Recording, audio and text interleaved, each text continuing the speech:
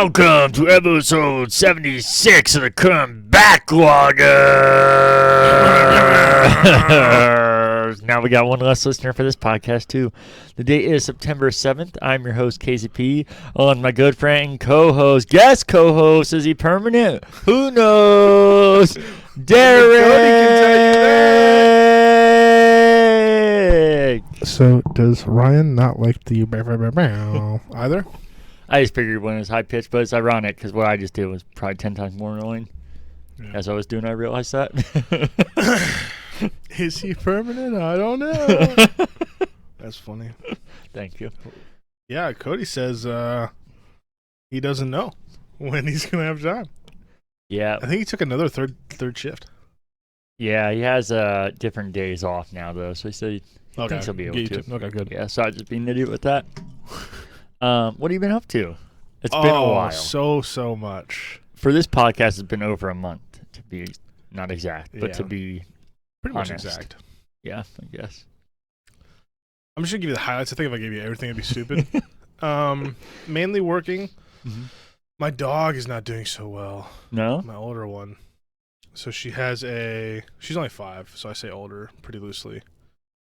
She has a disease called something. IVBB or something. Excuse me. Basically, her nerves in her back are shutting down.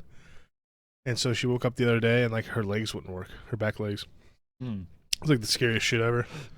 So she's on a bunch of medicine now, and she seems like she's doing better, but we have to, like, not let her do anything for 4 weeks. So it's just like a lifelong thing, and until it gets worse, she like can't do anything. So one day you'll just wake up and it's shitty, and then you have to have open spine surgery. So that's been kind of a bummer. That'll probably be cheap, though. Yeah, that's I'm assuming so with all the pet insurance that we definitely have. That you can't just buy because now it's an existing injury. We looked into it. There's that. I went on vacation.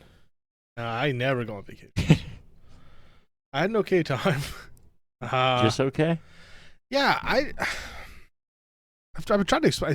I just sound like an ungrateful asshole. Every time I try to explain it to somebody, it just wasn't the vacation that I would plan. You know what I mean? Mm-hmm. It was like just in the middle of the woods, which is fine. But we went to all these places that I just had no idea where we were. So I didn't know to plan where to go. I didn't know like what we were doing. So I had like no game plan. And I just got kind of bored. Everyone I was there with, like, was my wife, like her brother, and like his friend who I didn't know, and like they went to bed early, and it was just like, I had my Switch. I had like 3 Switch games, so like those got old. I don't know. I don't know. I like certain things a lot, mainly my comfort, and a lot of that was sacrificed because we were also with her parents. So it was good for my wife, but I would have planned it differently. Not to backtrack, but I need to get better at going back and forth and whatnot, and we'll come back to this. So your dog, is that something that? Because that's not old at all. So I know. Is that like a normal thing for that breed, or like? It said it can happen to them more than. It's not normal necessarily, but it's more so likely in that type of dog, French Bulldog. And what's the lifespan, do you know? 12 years, 10 to 12. That's what I was guessing. So she's halfway through, but like she could also live longer. She could live less. It's not life-threatening. It is leg-threatening. So she could completely lose the use for legs if we don't catch it. So it's on our radar. She has to lose a little weight, which we're going to work on after these 4 weeks. And, just monitor the situation, I guess. Well, if you need me to hook her up with the PMP diet. Oh, yeah. Pizza and pop. Yeah. I think that might kill her. That's, people thought that about me, and look at me. Still growing strong. You think you're still growing? Oh, I'm still growing. I looked up there for the camera. If you're listening to this, I looked at my fingers. It's penis. Yeah, so, it is what it is with her. It's not necessarily leg threatening. It's like, something we have to watch. It would suck, but she'd be adorable in a wheelchair, to be honest with you. But I don't want that, obviously, because she's more adorable with her working legs. It just kind of sucks because the new dog is just such like a fucking fiend for playtime, and Ellie can't do anything. So it's sad. But again, back to the vacation. Yeah. I don't want to seem ungrateful Mm-hmm. because it was paid for. It was nice. I just relax in different ways, and with a group of people, it's not very relaxing to me. No, I hear. I definitely get that. You don't find that in a different way fun, like because I know what you mean, because I like certain things as well. But that wasn't like a different kind of fun. Like, oh man, this is not what I do at all, and the excitement of no, really. No, because I didn't know what we were doing. I think if I had time, because I didn't know I was going to go for sure. If I had time, like, okay, this is where we are. This is where we're going to go. This is what I want to do. It would have been exciting. Oh, I get to do all these new things. But instead, I was just kind of always lost. So I just never had the time to like plan what we were going to do and like figure out what I wanted to do. Instead, it was just like I'm going to go with you guys and do what you want to do. So I would even go to the same spot. I just would want to plan what we're doing. So I just want to feel a little bit more in control. And I just was rolling with the punches pretty heavily. And I don't even mind being with the group, but I just didn't really know the guy we were with. And her parents are cool, just they're her parents. Yeah. So I don't know. It was fine for what it was. She was really relaxed, which is all I really asked for. Because I deliver pizzas part time. It isn't like I need this fucking crazy break. But I would much rather go to like the gaming convention thing or PAX or. It's a high bar there. Yeah. I know what you mean though. But those things are like, okay, these are the days it's happening. These are the hours it's happening. This is what we're doing afterwards. Like some spontaneity is cool, but when the whole week is spontaneous, it's so much that it just makes me not want to do anything. So I'm thankful that we went on it, but I would have been just as fine sitting at home for a week. I hear you. But I did that. I've been playing a lot of video games, like a grotesque amount of video games. Well, I got news for you. You've been playing none. I've been playing an okay amount, not as much as I should for how long it's been since we had a podcast. But the good news is we're on a podcast about video games. Oh, interesting. Yeah. Can I backtrack for a second? You can backlog for a second. Ooh, currently? Doesn't make sense, but yes. Well, I wanted to talk about this on the other podcast. Okay. I tried some pizza places. Yeah? In Michigan. 5 of them. 5? Okay. I got a sticker from each of them. I don't remember all their names. I should have written it down. All of them fucking sucked. Oh, I thought you were going to be like, but this is one you should go to. You should go to one called, it's a brewery. Okay. Beard's Brewery. Which I only went there for the name. I wanted to get a shirt because I have a beard. Michigan pizza's trash. Almost all of it. Yeah, I've had 2 really good pizzas there, and that's it. Yeah, so we went to the highest rated places. One of them we went to like this island, Mackinac Island or something. Yeah, from Super 8. Sure. They just mention it. I'm just a weirdo. Remember that? So they have a place that's like a 4.8 rating. I don't even like pizza, and this pizza made me like it. Trash. Well, when you see a review that says that, I wouldn't trust it, because what kind of fucking weirdo doesn't instinctively that's like fair. pizza? But everyone else also liked it. There's 2 places with fine in the name, like Mighty Fine or Super Fine. Trash. The island one, trash. There was one other one. Trash. But then we went to Beard's Brewery. And we went there because her brother loves beer. And you love beards. And I love beards. And I love pizza. And I didn't even know, it's like a pizza brewery. They specialize in pizza. And I don't exaggerate here. Mm-hmm. Top 5 pizzas. Yeah? Ever. Wow. Top 3 breadsticks ever. It's like you can put them in whatever order you want. This one would be number 3. But like Pizza Hut, Little Caesars crazy ones, and then this one are like the best breadsticks ever. It was fucking expensive though, unfortunately. But the pizza, well, I have a picture of it. I'll show it to you. I was just so excited. And the other thing is I might have been just so excited that there was a pizza that tasted good. Yeah. That's higher rated. But I even had leftovers and I liked them. And I like leftovers anyway, but like, dude, it was so good. Let me find this picture. So I guess that's pertinent to this conversation, but also more so to the other one. You might not think it looks very good, to be honest with you, Okay. because it has a lot of stuff on it. Okay. And also the sun's weird. Oh yeah, that looks like a fucking nightmare to me. Yeah, this is like so the bread or the crust, that's all Parmesan, garlic, butter. Oh. You don't like Parmesan, garlic, and butter? No, I like the fakest versions, like they do a Little Okay. Caesar and stuff, but that's shit. It's heartily. Okay, this shit's real. It's fucking Yeah, incredible. uh-huh. Fresh mozzarella, bacon, pep, dude. Oh. Yeah, you would fucking hate it, but any normal pizza lover would be all about this pizza. It was just fucking expensive, so that was a highlight. And there was this pretzel place where they've been making pretzels on this island for like hundreds of years. And I don't know, I haven't told you this. When we went to Cedar Point, we got Annie Ann's. Mm-hmm. You kind of started a pretzel thing with me, because I usually don't get pretzels ever. I've been on like a pretzel high lately. Roosters has pretzels, Yep, and they're fucking awesome. they're pretty good. Annie Ann's by my place sucks. Really? Yeah, it was awful. The one at the zoo or Cedar Point was awesome. The one. In Easton, Yeah, awful. everyone had good ones there. Yeah, it was hard, it was stale, it was shit. But they made cinnamon ones that were fucking. Oh, yeah, some are good. But I want to go back and give them another shot, because I've been on a Yeah, they're pretzel. usually good. I'm sure I have had a bad one because I went there since I was a little kid, but generally I've they're been always good. I've been buying frozen pretzels. I've just been on a pretzel kick. It's crazy. I never used to get them. You're just on a roll.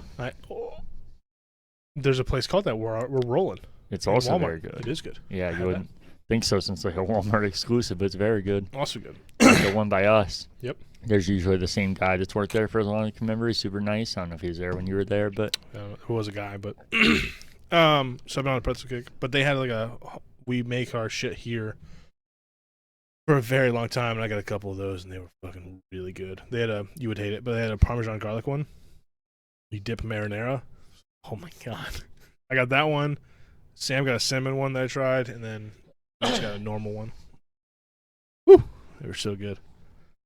you know what Annie Ann's used to have as my favorite pretzel ever, but they only had it from when I was younger. Pizza pretzel. I think they still do that.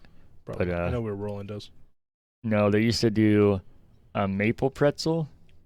I don't But like maple things, Well, except for syrup. I was going to say, I do like maple things, but this tasted like you're eating like a really good Belgian waffle. But it was way easier because you just grab a pretzel and eat it. Yeah, I would try it for It sure. was so fucking good. I don't know why I haven't brought it back.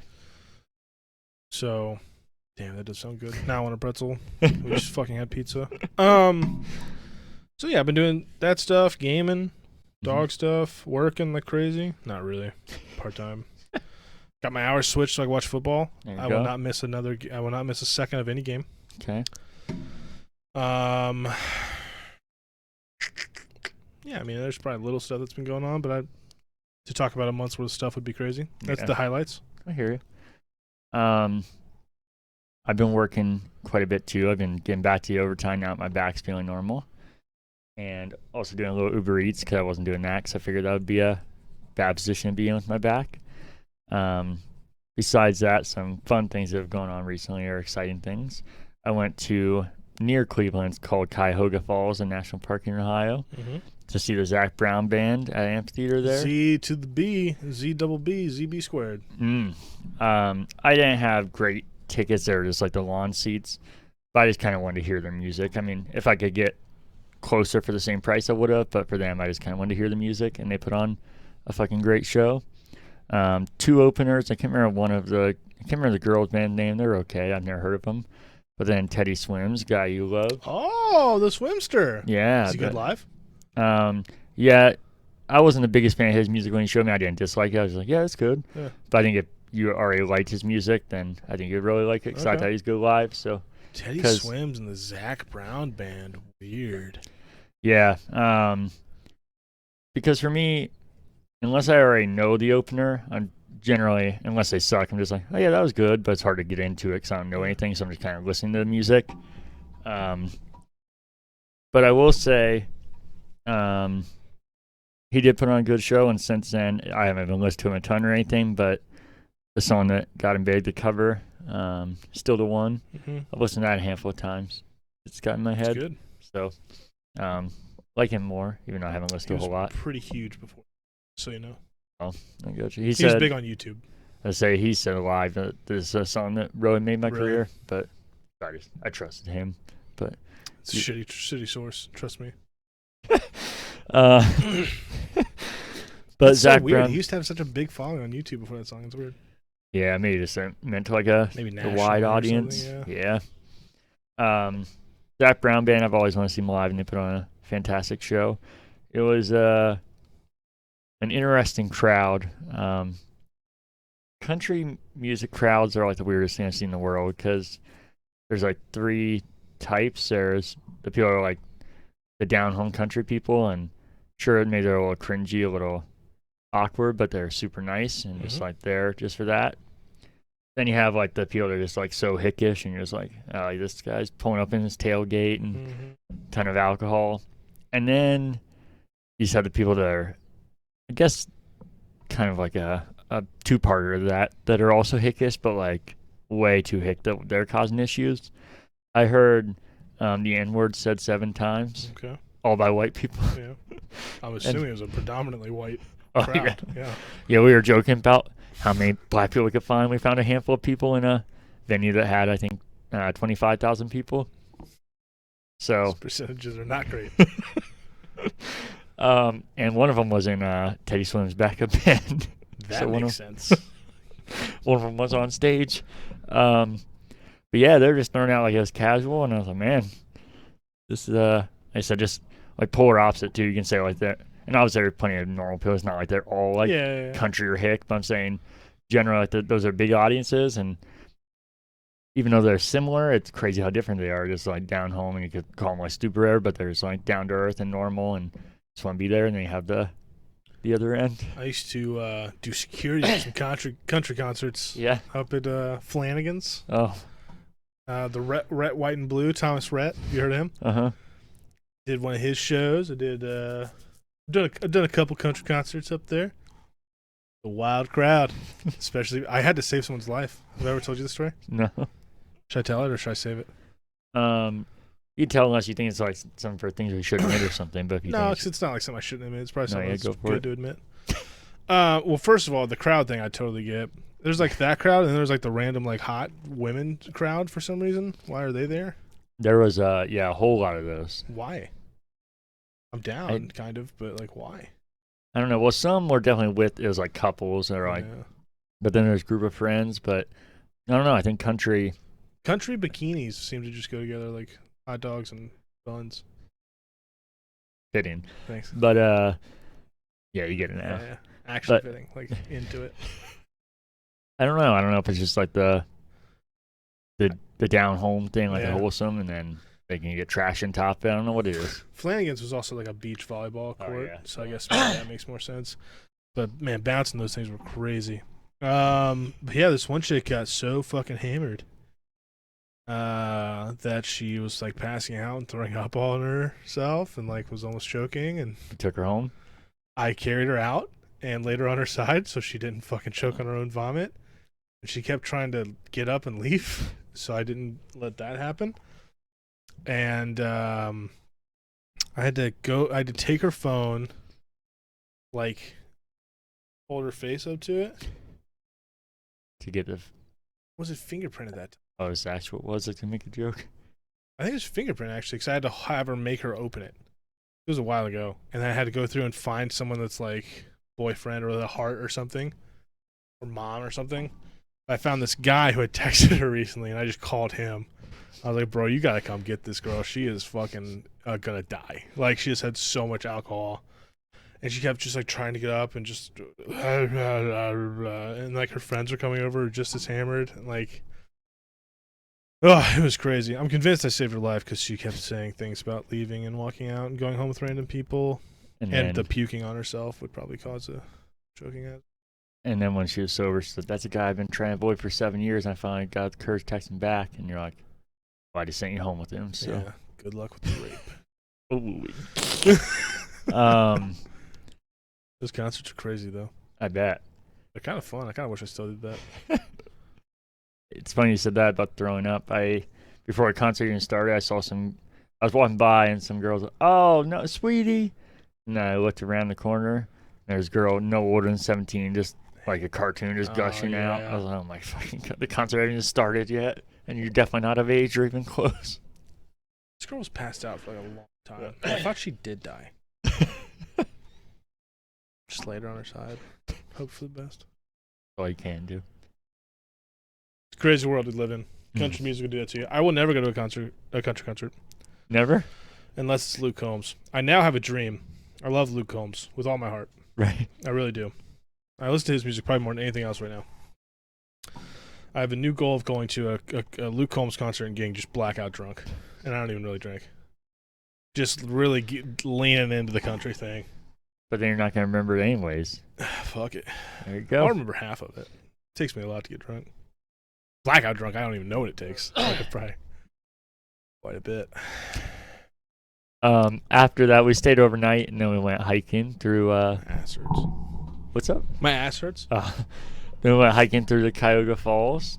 Yeah. Did that for about a half a day. Did some trails there. Who was we? Me and another guest co-host of the show, Ryan. Ooh, I like him. Ryan McEmails. Ryan Mickey. Do we have any emails this week? We don't, and I mean, it's hard to blame anybody for not doing it this time. I blame everybody, except for us.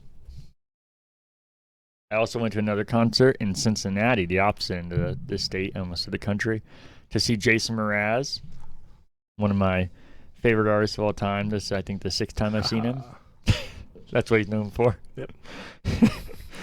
I was front row. I saw the picture. Yeah, it was great. He always puts on an awesome show. I don't like him. You dislike him? I dislike Jason Mraz, yes. Any reasons? I don't like his music, and he seems like a douche. Wow. I think he seems like the most down-to-earth guy and super sincere. We've talked about this before.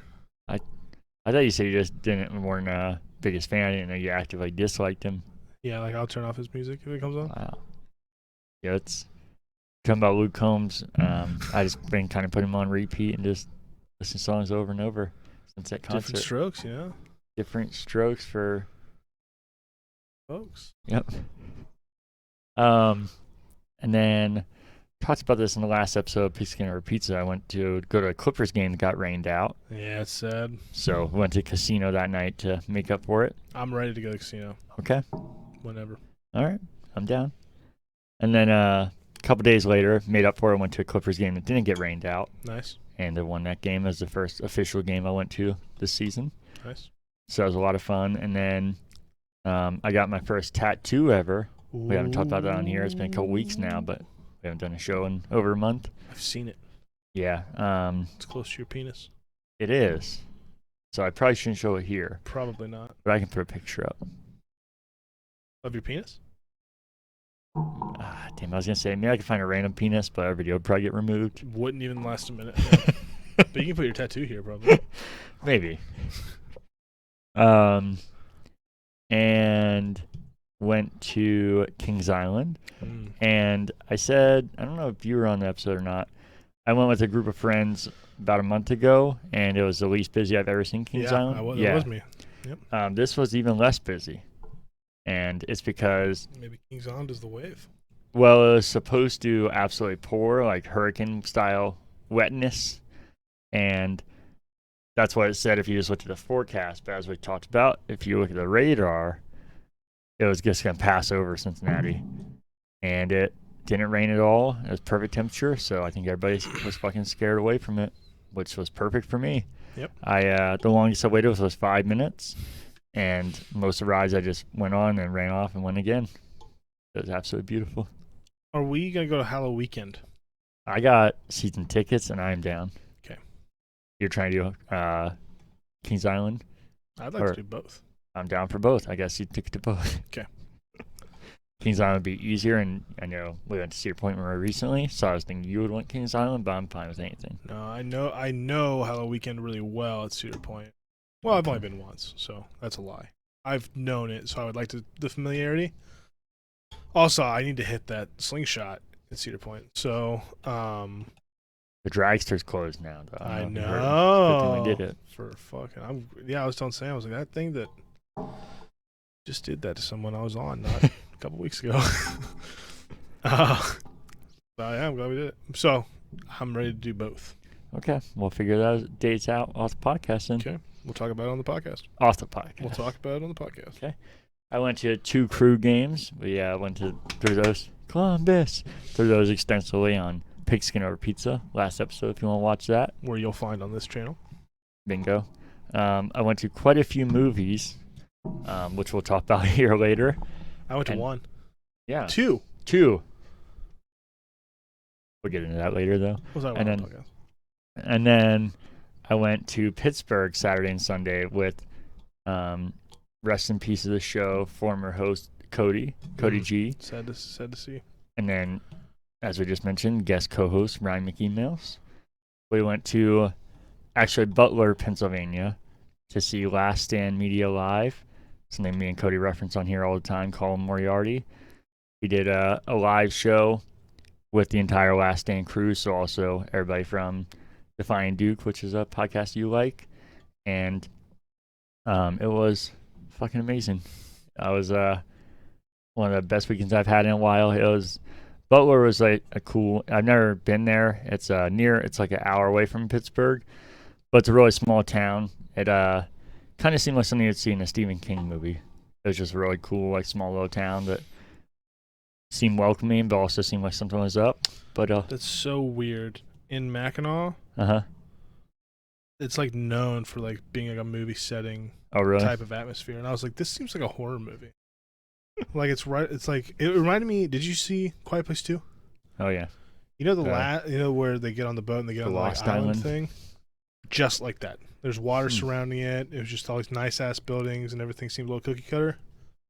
It gave me real weird vibes. Yeah. So that's no, that is funny. I can picture it. What you're saying. No island and no water and not the prettiest sight, but it was a cool town. Yeah. And that's where they did the show. And then the next day they did a meet and greet, so we met all of them. And those kind of things. You can put the pictures right here. We'll do that.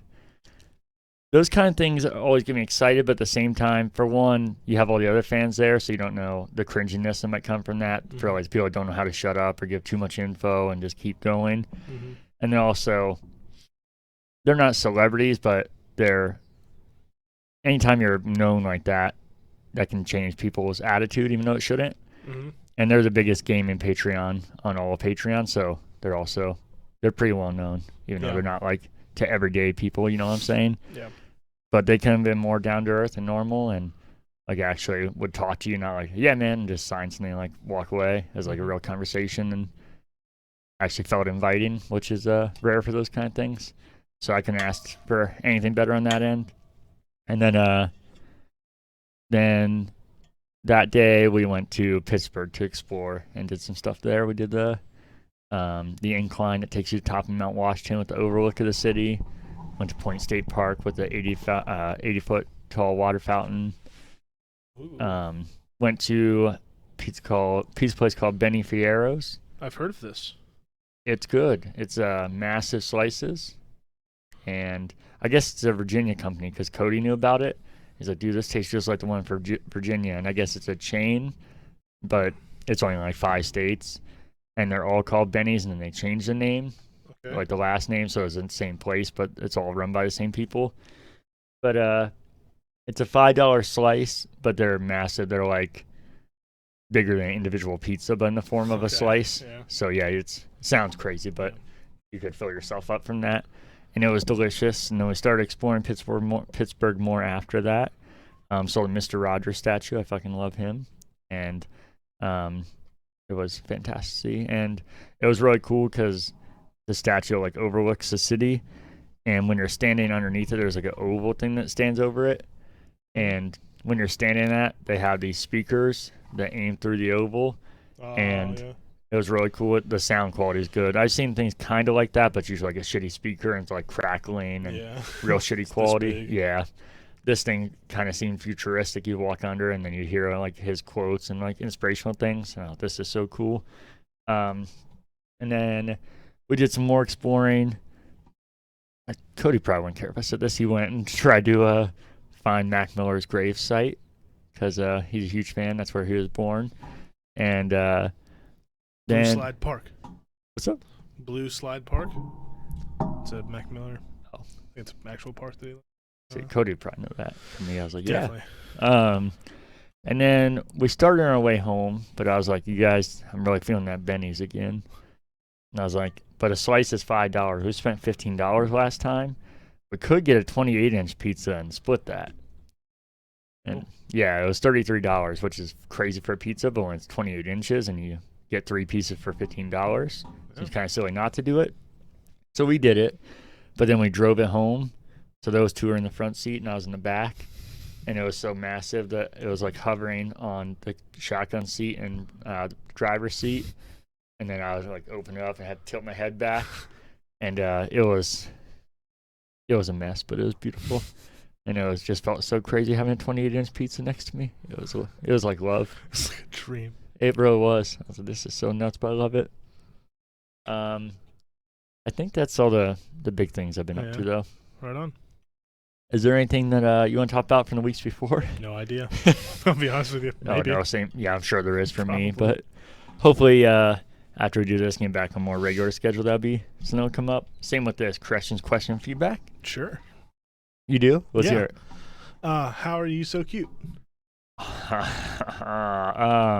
Well, the P&P diet, if I'm being honest. Gotcha. I try not to sell it. Usually I'm just like, oh, I don't know, I'm cute, but P&P diet. Can you make a graphic for me? I can put there. Slides in, all cute like. It just did it. God. No, but obviously we don't have any of those, and it's completely understandable with how long it's been. But James or anybody else that's listening, feel free to send any in, since we'll be hopefully getting back to a regular schedule. You can send it to currentbackloggers. I was making sure my mic was working. Oh, no, yeah, just currentbackloggers.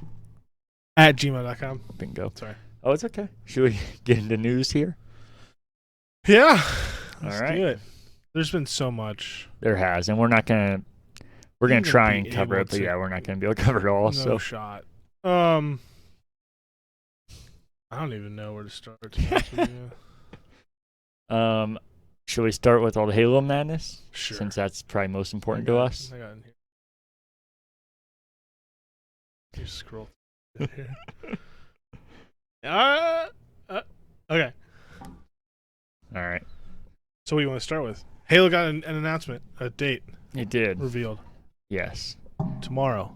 It's not tomorrow. Is it December 8th? It is December 8th. I wish Okay. it was tomorrow. Me too. I wish it was a year ago. Yeah, that's fair.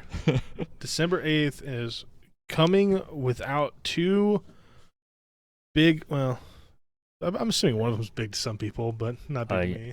Yeah, both of them are definitely key components Yeah. overall. It is coming without two key components. One, I think, bigger than the other, but it will ship with no co-op campaign and no forge. And they're charging $60 for the game. Yeah, I remember me and Cody talking about that when they made the announcement about Game Pass and how the eventual Halo would come to that, about all the Microsoft exclusives going straight to it.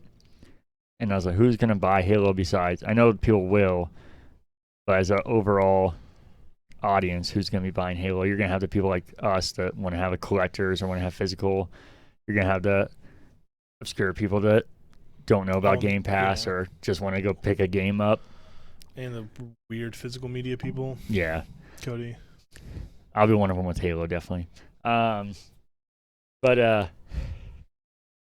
But I think maybe that is the point. I think sales might not look impressive, but I don't know if Microsoft cares. I think that might be the point to be like, yeah, I can buy Halo for $60, and then people are like, well, why the fuck would I do that? You get Game Pass, and I think that's exactly what I think. Game Pass like, is their money exactly. maker Come right get the Game Pass. We don't care if you buy Halo or not, because Game Pass is their moneymaker.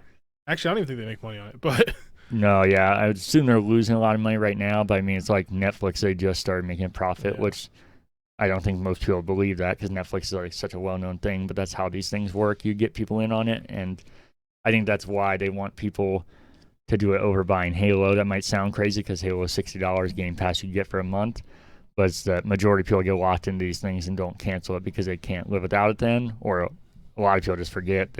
Other kind of people are like, well, yeah, I can get it for $10 instead of $60. I'll do that, and then they don't play games very often. And just racks up and racks up. And I think that's eventually where games are going to go.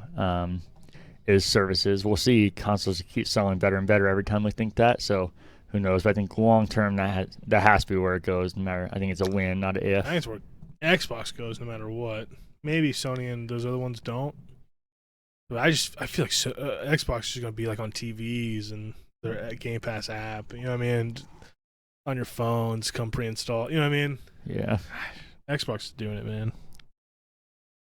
They're becoming more accessible to more people. There's just so many fucking wires down here. So I know we talked a lot about Halo in here and different things. I know you said you thought it would launch this year, but without. Well, you thought it might get delayed, but if it'll launch it without campaign. I said it's a possibility that it'll be one without the other.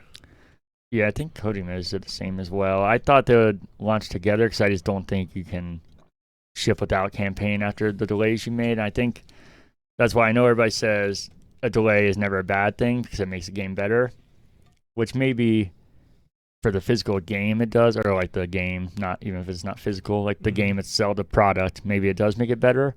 Yeah. But I think perception and how people judge it can definitely be hurt by delays. And I think we're already seeing that because people, why the hell did you delay it and you still don't have these things ready? I think people are already kind of, like you delayed it and you keep taking all this time and you still don't have things ready. It's a fair judgment. Yeah, but that's what I'm saying. I think that's why I think delays can hurt and why I think you have to listen to criticism, and I think internally you have to know what's wrong with the game. But I think you can only listen to criticism so much because if you do that, then you keep delaying the game because people aren't happy, but people are always going to be unhappy. You eventually have to be okay with what you have. Yeah, and I just wish they wouldn't have announced it's going to be this year if they weren't going to have at least the core component. Yeah. I mean, I want all of it there, and I do think it should all be ready. I think it's kind of crazy that it's not. I think it's weird how mishandled all this seems from Microsoft's most important studio. But at the same time, like I said, what I truly care about was multiplayer and the campaign shipping together. And that's why, I want to play co-op with you or whoever. But like I said, playing through the campaign is the most important thing to me. And I think you got just natural. I know you said you feel differently, but I think there's no way for me to pay more attention with playing with somebody else than alone. So for me, I think it actually is kind of the perfect scenario. Even though I would prefer to have it all together because I get to play multiplayer day one, assuming servers aren't fucked. We'll see it. Every massive game seems to have issues, and especially every 343 game lately. Yeah, holy shit. And then campaign is the most important thing to me. I get to play that, and then they already set up the roadmap, and I think 2 or 3 months after is the first one, and co-op campaign will be added. And for me, that'll be perfect, because I'll be like done with everything then. Well, I'll still be playing multiplayer, but like, oh shit, now I can play co-op campaign. So I do think it should have been handled better, and I'm not making excuses. Yeah. I'm saying for me, I think it actually kind of works well, so it'll reinvigorate me to play it again. Yeah. I don't know if... I think you might be in the minority there. I don't know. It bumps me out because I've never played a Halo campaign by myself. Yeah. And that's always been a big experience for me. I think it's been a big experience for everybody sitting on the couch playing Halo together, because even local co-op won't be in it. And that was like one of the core things they promised too, of like, we're couch co-op is back, and you know what I mean.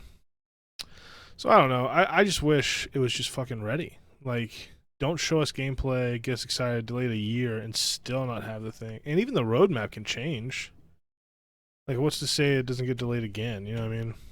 Yeah, but that can happen with anything, I guess. I don't think it will, but yeah, that definitely could happen. I think 2 months after that is when the next one is with Forge. They're going to see some serious backlash if it gets delayed again. Yeah. So it's a bummer. I mean, I care about the story a lot, and I'll play through the campaign by myself, or we'll sit in a party and do it or something, but yeah, I'm bummed.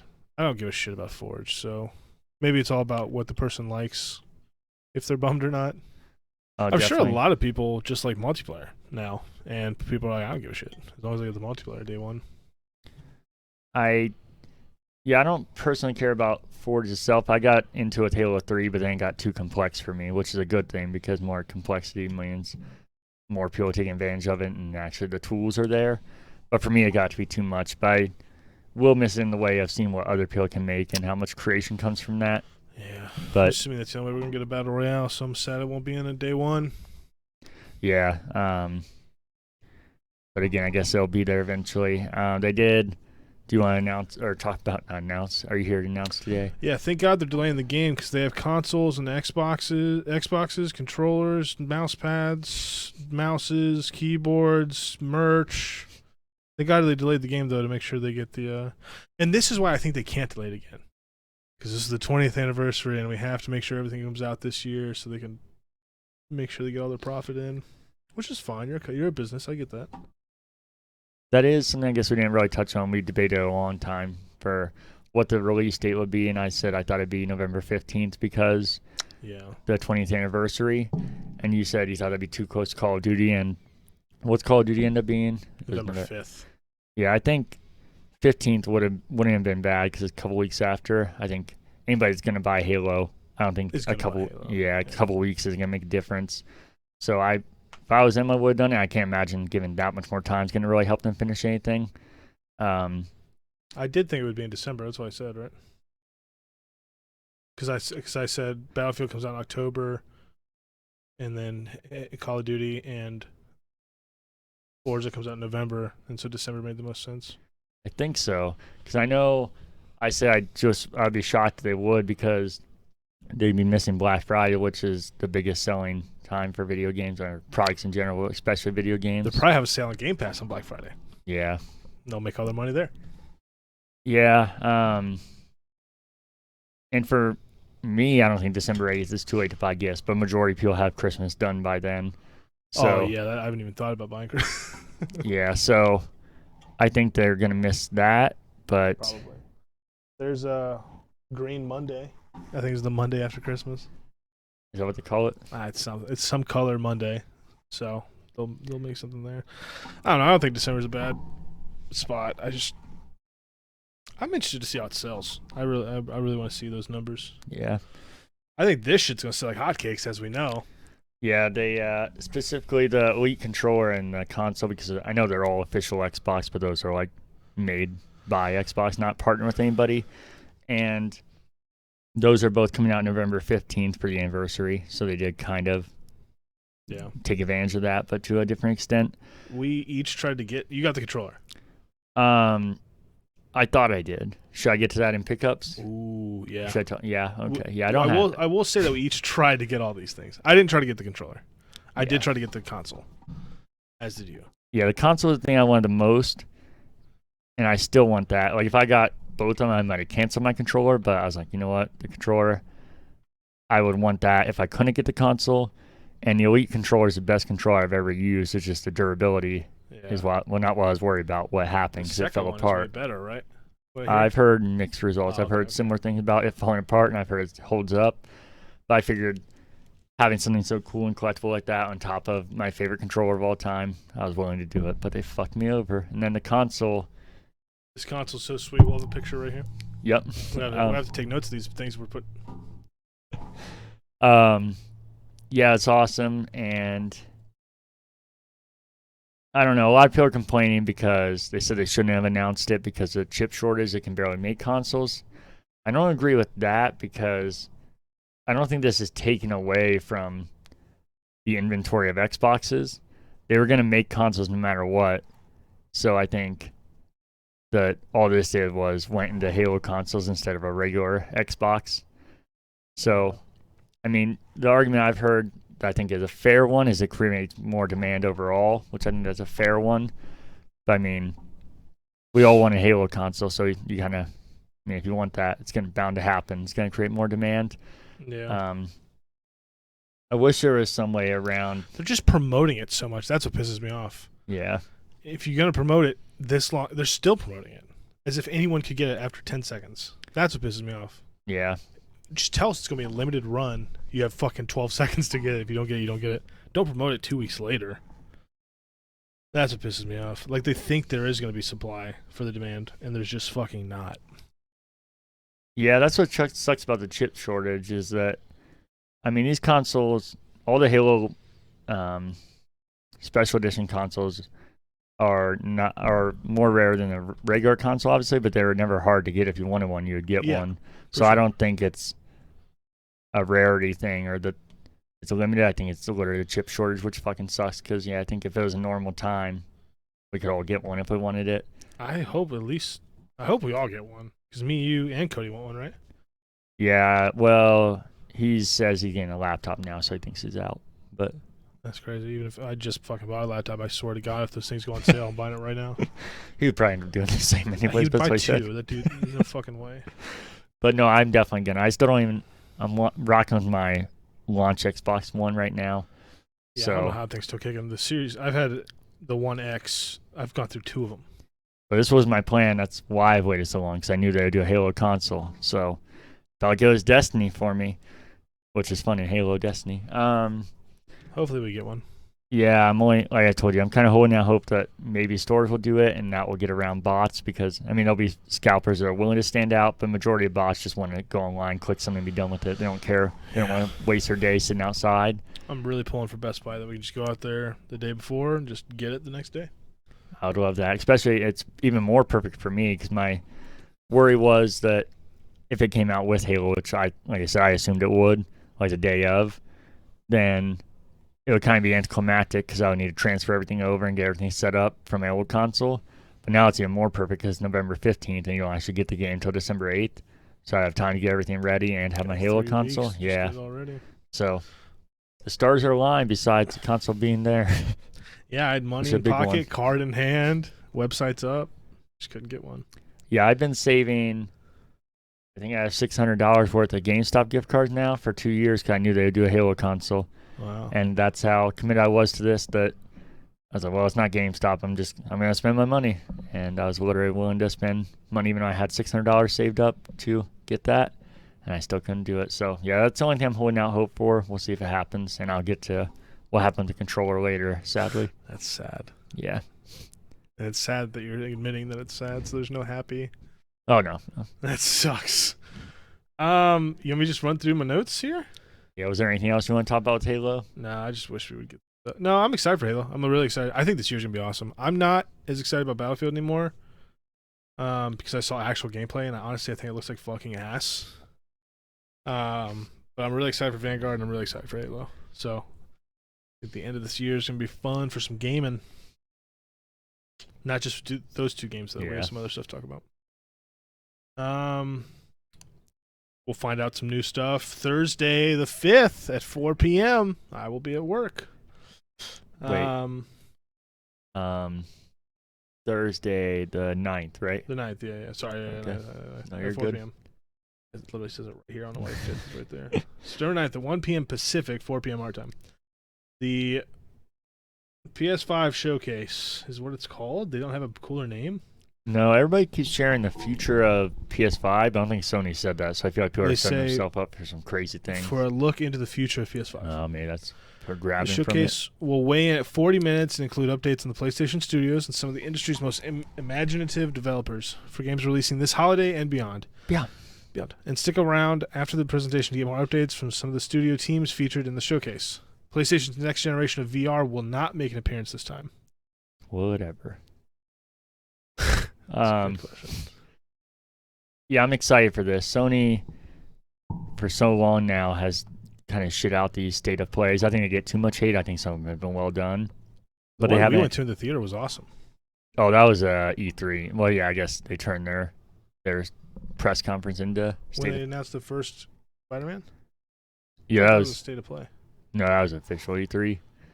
Yeah, no, their E3 press conferences used to be really good, and I don't think, like I said, I think the state of plays get too much shit, but they are not matching up to a E3 style presentation, and I feel like this is clearly what that's hinting at. So if it's not, I mean, it doesn't need to be on that level, but it's not better than a regular state of play. I think they're going to get a lot of hate, and they're going to, anyways. These things always do, but I think it has the potential to be really good. Let's hope so. They don't need it to be good. They're doing fine, but yeah. Eventually, I need to show something, though. I mean, Yes. Horizon, they announced comes out in February now. I don't know if you have that in here. I may have spoiled it, but they have that, and what else do they have? God of War, but that's later next year. But that's all they really have, which those are two massive games. But then they just keep doing like director's cuts. Yeah. The rumor is that we're finally going to see what's from Black Box Games, which has been a big mystery in the industry, and a lot of people think it's Kojima, and that's a PlayStation exclusive game. But we'll see if that happens. They've been teasing that for like 6 months now. Yeah. I feel like Kojima's about to fucking shit something out with PlayStation, then shit something out with Microsoft. Let's see. I don't know. I don't care too much about this. I'll watch it, but I don't have a PS5. I don't plan on getting a PS5. Yeah. It fuck me if I wanted to. But I'll watch it after the fact. I'll be at work, but yeah. Nickelodeon All Stars date leak? Question mark? I don't know if this has been confirmed at this point or not, but heading into the Nintendo eShop, the Switch version for the upcoming fighting game notes that it will release October 5th of this year. Along with that is April O'Neil and Cat Dog have been confirmed. Which we talked about Cat Dog when we talked about this last time. Perfect fighter. There's going to be so many more, I feel like. Oh, I'm sure. I would hope so, at least. That seems makes sense for a release date, so I buy it. I'm definitely going to get it. That's going to be fun. Paramount movies have been delayed. Jackass Forever. Sorry. Yeah, I'm really bummed about that one. I still haven't watched the trailer. You haven't? Mission Impossible 7, which is like, god damn, they're making another Mission Impossible. Mm-hmm. But did you watch the last Mission Impossible? Shit. Was that the one on when he jumped on the plane and hung on to it? I don't know. I know the last couple I was not fond of. This last one was fucking awesome. Henry Cavill, that's his name. He was in it. He has a mustache. I feel like I like that one. I know haven't liked the recent ones very much. So good. I think 3 is my favorite. I think some people trash that, but that's my favorite. But is that the one in Mexico? Or is that 2? Yeah, with Philip Seymour Hoffman. That one's good. The one in Mexico is not. That's 2. Okay. That one sucks. I would have been pissed if that was your favorite one. Top Gun was also delayed. Yeah, what's Jackass new release? They went from February. October to February. Yeah, February something. I was really looking forward to that, and it would have been a perfect October movie. I got some time now. Yeah. A ridiculous amount of South Park things are coming to Paramount Plus. 2 new movies will premiere before the end of 2021. Gauss confirmed the first 2 movies of Trey Parker and Matt Stone's 14-movie deal will be released this year, with 2 more movies coming every year. Yep. Through 2027. And I think there's new seasons coming too. Yeah, that's what I was gonna say. Through 2027, and another game as well, which nobody knows if that's what that's I'm gonna down, to be honest with you. I would love another South Park game. Me too. I don't think it's gonna be the same as far as a developer. Well, I almost can sure it won't be because I was Obsidian and Microsoft owns them now, and I don't think that they would go exclusive with. Yeah, I can't see them doing that. But so I'm curious what it'll be. The early South Park games made a lot of mistakes, and that's what made these last 2 so impressive. So I don't think they'd be dumb enough to go backwards. I mean, it could be a completely different style game, which would be cool and interesting to see. But I think they have to be smart to know what worked with those games and to use that to their advantage, especially they're so into games, I think. Yeah. I think they realize that. I feel like they were relatively young with the earlier games and just saw that they could get their branding out there and that's a lot of money. Fuck yeah, make a game. Yeah. I hope they do it right. I feel like the feedback of the last 2 have to go in their favor. Yeah, that's seems like an unreal number for the seasons and the movies. Yeah, it's unbelievable. 2 new movies. I feel like they're just, what was that? Adam Sandler signed that movie, this big deal with Netflix, and like most of the movies suck ass. I hope that doesn't happen with this. I haven't seen those. I've heard mixed things. I know there's some of them are like his worst, but I've heard some people say that a few of them are like some of his better movies. Yeah. And I've heard it's actually been one of the more profitable things for Netflix because people trash them, but they're always like the top watch things. I think Jack and Jill was like a highly profitable movie. Oh, I'm it was sure just it a was. fucking terrible movie. that's what I was gonna say with South Park. That it sounds crazy, but that's probably one of the safer bets there is, which is crazy with that kind of contract. That seems like a safe bet, but it just keeps getting more and more popular, more and more profitable, and also the quality keeps getting better. I mean, that's arguable, but I think so, and I think the audience speaks to that. So I feel like Paramount Plus needs something big like that, because I don't know about you, but that feels like the least attractive one to me of all the subscription services. overall, definitely, it's gonna change when Halo comes out because that's what Halo will be on. So for me personally, that would be big time. I'm also curious about this Rugrats thing that's on there, but it looks a little horrifying. But Halo will definitely be the thing that swipes me on over real fast. Okay. For sure, I just know that. They also, I don't know if you have this in here. Did you see they bought Casa Bonita, the Mexican restaurant? I heard about that. Yeah, we joked about it on here. I can't remember if it was with, I think it was with Ryan. Probably.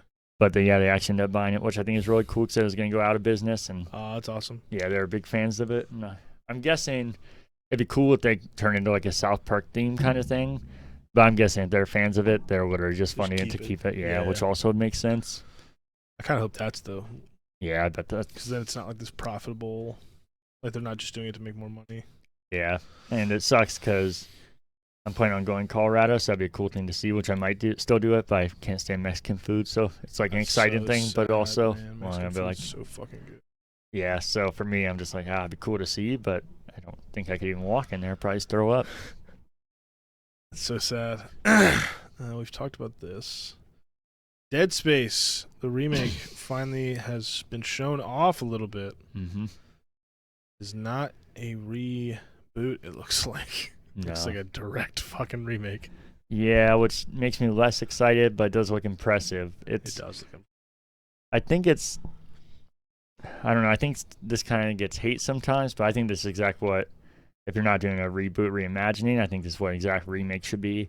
The game should look as you remember it, which might sound like an insult because you're like, well, no, a game should look better. But in our minds, these games will look better than we imagine. Like, if you... Oh, yeah, if you go back and play fucking...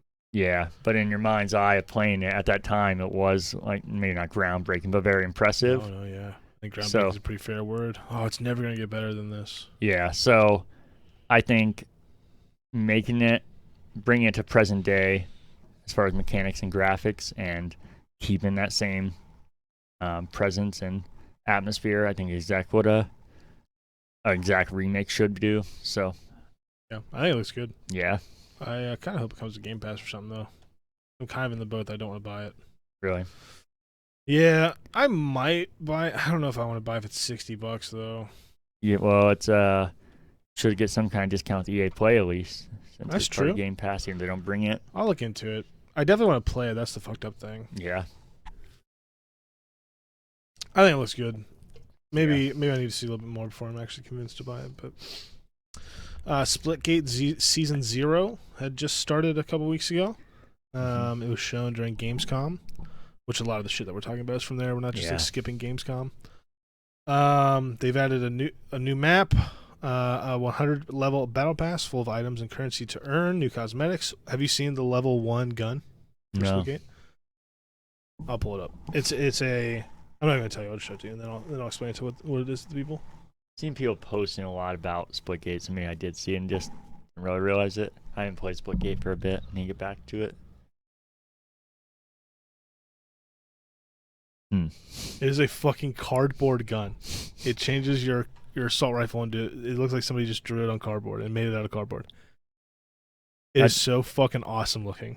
Yes, I think it's cool, and I like that. I think it's gonna look really weird in a game with so awesome. Different art style. It looks awesome, and it's selling the battle pass alone because it's the first skin you get.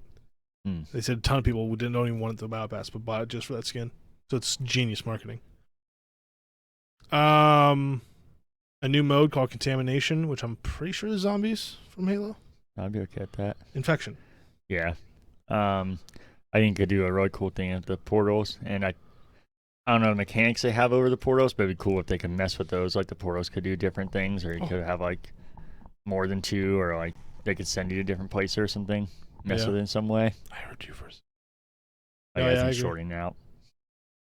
I agree. I think that could be really fun. I think Infection's kind of fun. I always bitch about wanting to play it. I don't really want to do that. but I think it could be really fun. Yeah. And it usually is fun when we play it. Mm-hmm. Hello? Oh, nice. I can hear you. Marvel's Midnight Sun. Mm-hmm. I was fucking stoked Oh, yeah? at first, and then I found out it's a card-based, turn-based game. Yeah, I think the idea of it's cool, but yeah, I'm not interested. And I don't even want to touch it. Yeah. I won't even look at it. Even if it's on Game Pass, I don't think I'll download it. So, Ghost Rider, Blade, all some obscure ones with all the big ones are in there too. They made their own fucking hero for it. Like, it sounds awesome. Trash fucking way to do it, though. Vanguard was shown. We'll skip that for a hot second because I got a lot to say about that because they did the actual multiplayer reveal today. So I will have more to talk about that. Sea of Thieves Borderlands crossover.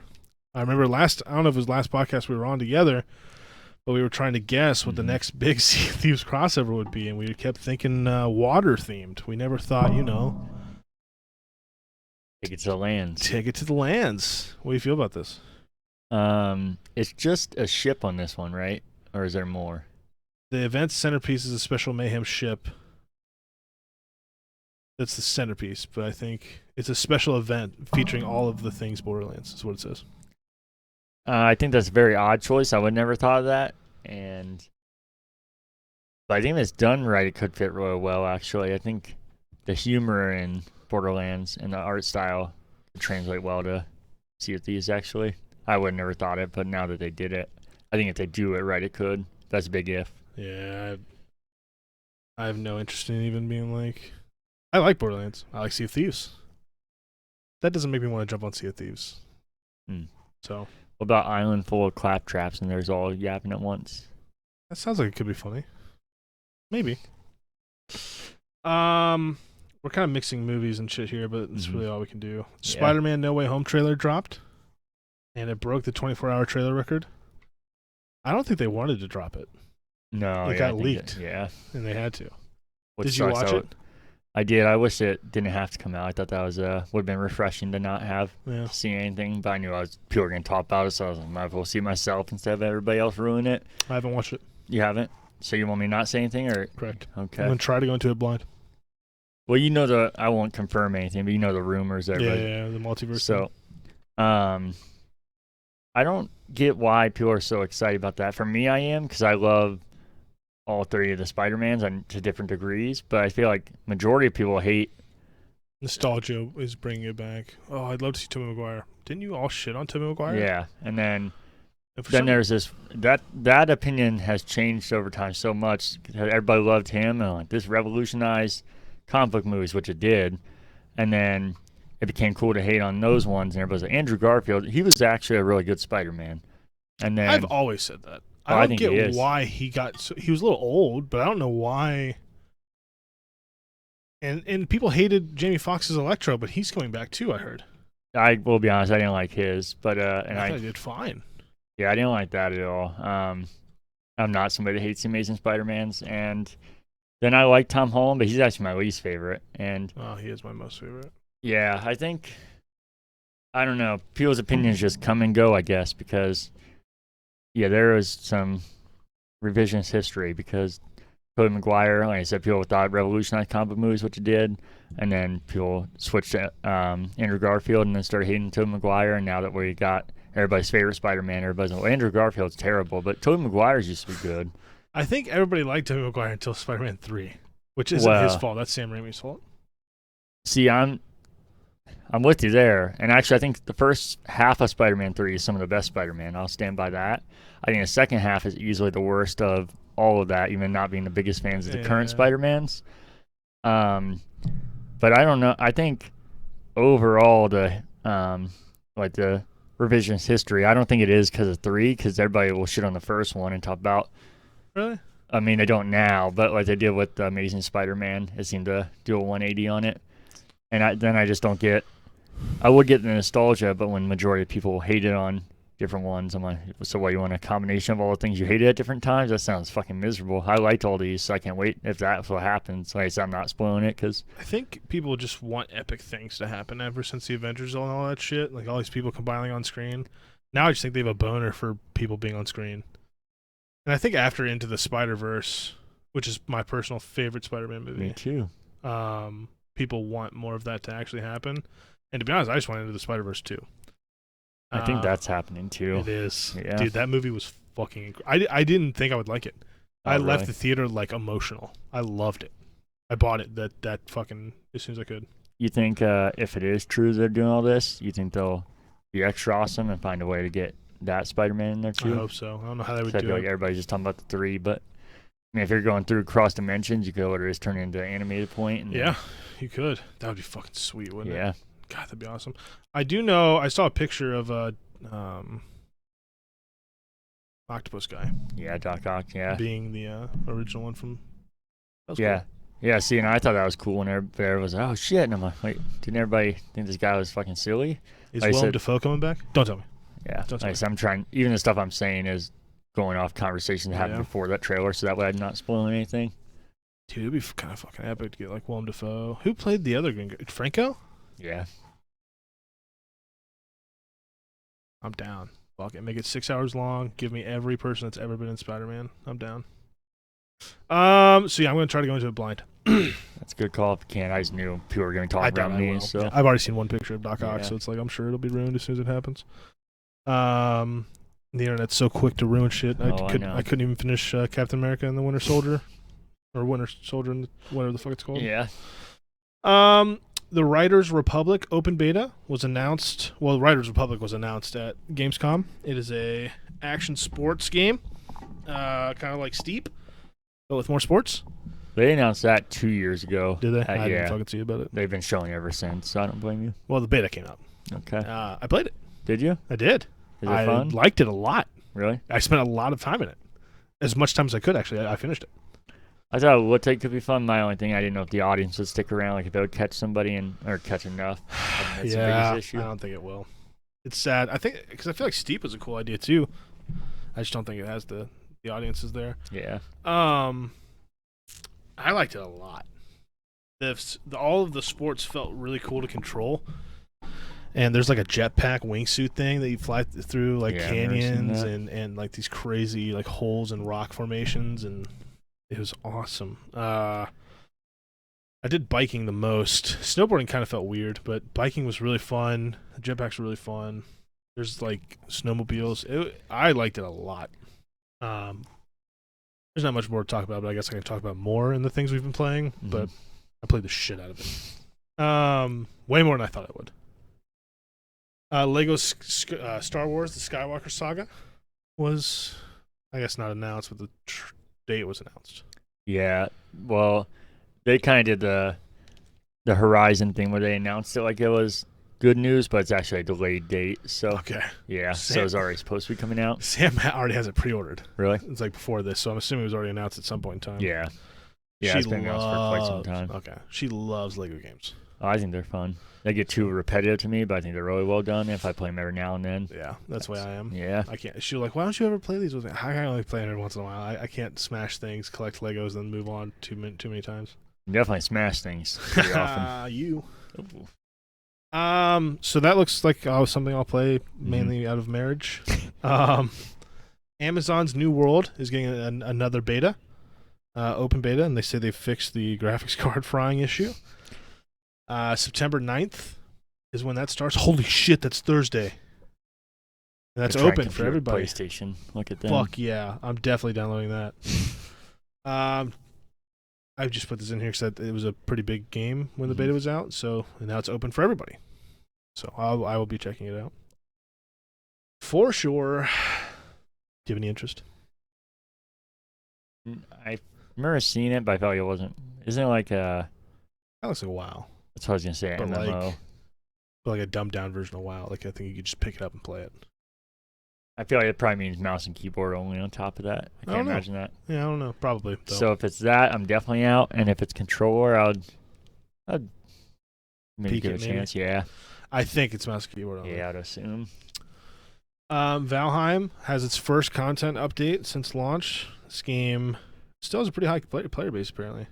Does I was gonna say, did that drop off? I felt like nobody would shut It up, did. and then At least it did, talking wise. yeah, But feel like even all, well, not just our friends, but like every podcast, everyone turned on was a discussion. I felt like I didn't think about it till you said it. I feel like it disappeared within 2 weeks. Yeah, it was fun, but I just feel like you do the same two things over and over. Yeah.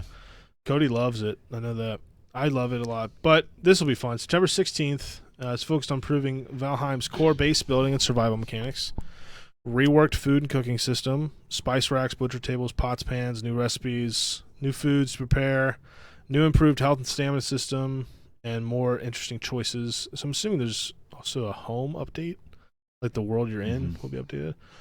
But it sounds like a lot of the core mechanics are getting reworked and added to, which sounds fucking awesome. So they didn't really show a whole lot of it. There was an animated trailer, so when more comes of that, I will certainly keep you updated if I'm on this thing still. Okay. But I love Valheim and I'm excited for that. I will definitely check that update out. No, nothing to add to that, I'm assuming. Yeah, it's cool. No.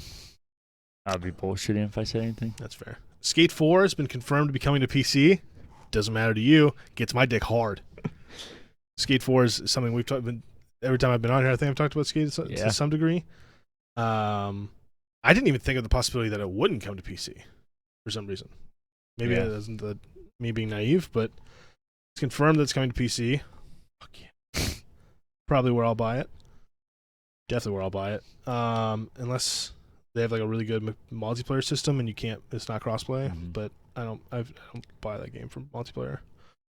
Madden 22 is riddled with bugs. Have you heard about this? I've heard. I haven't played it myself. I have the 10-hour trial. I play like 4 of them. I don't want to play anymore. Franchise is the big thing that they've we've improved franchise, but you'll play games, you'll win them, they'll be recorded as losses. All the character models are trash. Mechanics are all the same from last year, all the same bugs. They literally changed nothing, and everybody's upset about it. It's sad. This is the first year I haven't bought Madden in a long time, and I finally feel free. It feels so good. I even almost talked myself into buying it again, like I do every year.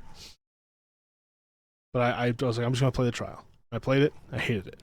So even the next-gen version it looks better, but it still sucks. So yeah, sucks for them, but they'll make their money still. Oh, yeah. Yeah, they'll still sell millions, so. Until that changes, they won't change anything. Or whenever this fucking NCAA game comes out. There's a Saints Row reboot announced at Gamescom and showed cinematic trailer with, I think, literal seconds of gameplay. But it looks like how would you describe the reboot? It doesn't look as goofy or purple.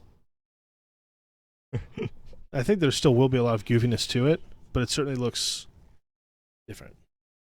I never played Saints Row. I'll be straight with you. Yeah, I didn't either. It just never interests me. For some reason, this one, I'm not like excited, but I'm like, it could be interesting, especially because I heard it's 4-player co-op. I'm down. So, yeah, I was like, maybe I'll give that a chance. Yeah, I thought it looked okay. Like I said, there's a better version of Saints Row called Grand Theft Auto out there, so I'd much rather play that. Called Crackdown. Yeah, that game sucks. So yeah, I think that's you saying shit like that. Some of the biggest news. Oh, but Vanguard. Do you have any things before I go to Vanguard? Because I feel like I've already been talking a lot, but I'm really going to talk about some Call of Duty. Any news besides that, or you mean about Call of Duty? No, any news besides that we can chit chat about? Couple things. This was news that I've been waiting for quite some time. It was announced yesterday, I think. This news, not in particular, but I think this is definitely leading to the news I've been waiting for. Okay. So, Remedy announced yesterday, I believe, that Alan Wake Remastered is coming to PlayStation 4, 5, and then Xbox Series S and X, and then the Epic Game Store on PC. And it's being published by Epic. This was a Microsoft exclusive, if you remember. Sony never got it, which made... I always talked about how it's weird to me that they talked about how Control connects to Alan Wake in some way. That's not a spoiler. It's like I've played a little bit of Control, and I obviously have never beaten Alan Wake. Yeah. But I haven't played Control, so I know it's not a spoiler. People just talk about how it like tangentially connects to it, and I always thought that was so weird because even if it's not like a straight sequel, I'm like, that's so weird to connect it to a game that isn't even on a fucking console. So everybody on PlayStation's like, this game doesn't exist to us. So I think it's cool on that end that they can finally connect it to the game that is already out. More so that they get to play a fucking amazing game that they haven't had the chance to play. Mm-hmm. They have enough of them. Fuck them. And that Alan Wake is getting remastered in general. I'm gonna instantly play this. I already was replaying it on Steam, but didn't stick with it. Just 'cause I like Alan Wake so much, and there's a new achievement list I could play. I've already been on 360 twice, anyways. But this gives me a great excuse. They didn't announce a release date, but said it'll be sometime this fall. And I always thought an Alan Wake sequel would happen, and I think it's weird that it hasn't happened yet. And Remedy put out this big post, and so they did it for their 11th year anniversary, which I think is odd. I think that's a weird day. It's a weird year. Last year would be the year. So something tells me it's probably something legally, like a contract they have with Microsoft or something, because I feel like you'd want the 10 years. Like that's such an obvious thing. Yeah. So I feel like there's something holding it up. I feel like the fact that Epic Games is publishing it is weird, but is probably speaks to that, and that they must have I don't know if they never had the rights to Alan Wake or just the first one. I remember hearing about it, but I don't want to make anything up here. Epic? Yeah, or not Epic, Remedy. I don't know if it was Microsoft owned it, and then they just, even though they created it, I don't know who owned the actual license of it. I know Alan Wake is on an Epic Games Store already. They gave it away for free. Oh, did they? But I think this is clearly hinting towards the Alan Wake sequel, because I hope so for you. Yeah, me too. But I think remasters are usually to gauge interest on a sequel, or it's already being made and they're using it to figure out the tools to work better. And that's my biggest criticism with Alan Wake is, even when it came out, it was dated because the game was delayed for so long that the atmosphere and the storytelling thing is like second to none. But you could tell some of the mechanics and everything were already outdated the day it came out, let alone now. It was clunky. Yeah. So I think, I don't know how much they can really work at that with the remastered. I think it's kind of just going to be like a 4K update, so I don't think any of that stuff will really be fixed, unfortunately. But still, it's going to have to be better than when it originally came out. I'm sure it will be. But like I said, more so, I think this is definitely aiming towards a sequel, which I hope so, buddy. Couldn't excite me more. I hope so. Maybe one day I'll actually play it for you. This is a great time, especially. How long is it? I feel like it's like 7-9 hours. I feel like a normal person to beat it. Like. Yeah, I feel like it's not a crazy. We'll let you look before I just sound like a fucking fool, but that's what I would guess. It's been a little bit. There is a lot of collectibles, and you can make it way longer, but I feel like an average beat would be like 7-9. If I'm remembering right. 11 hours. A couple of, main plus extras is 14.5. A completionist would take you about 26. It's coming out in the fall too. This is a perfect Halloween game, and you get a remaster on top of that. Well, I've been thinking about. I'm getting back into streaming. I'm thinking about doing some October-ish games. Yeah, it'd be a cool game to stream because the story's so interesting. I'm down. Did you see this Mandalorian leak? I don't care about the Mandalorian, so no. Well, it's a video game. Well, still potentially. Oh, man, it looks so fucking cool. Mandalorian was in Fortnite already, so I've already played it. I don't know if it's real. Usually we don't talk about stuff like this, but you can look up on YouTube. It's like a 5-minute demo, and it just seems too well done and polished to not have something behind it. And it's like a third-person shooter action game. It looks, as far as like what base is, it looks generic, but you're looking up right now. Yeah, see, there you go. And then somebody playing at the end is that a Google Stadia menu pops up, which they said that'd be weird. This was fake, that somebody would take that much time to edit this stuff in. That wouldn't be Xbox or PlayStation or Steam or something. So a lot of people are thinking it is real. And I think it'd be odd if they weren't making a Mandalorian game. It breaks my heart when I went onto Twitter and saw the people behind this project say who it was, and the dev saying it wasn't real. So this is a fan-made thing. Wonder if that person's telling the truth or not, because It is every comment. The student looks like he's gonna have a really solid career. Does it say who the developer is? It's a top-notch student project. Really wish this was real. I want to play.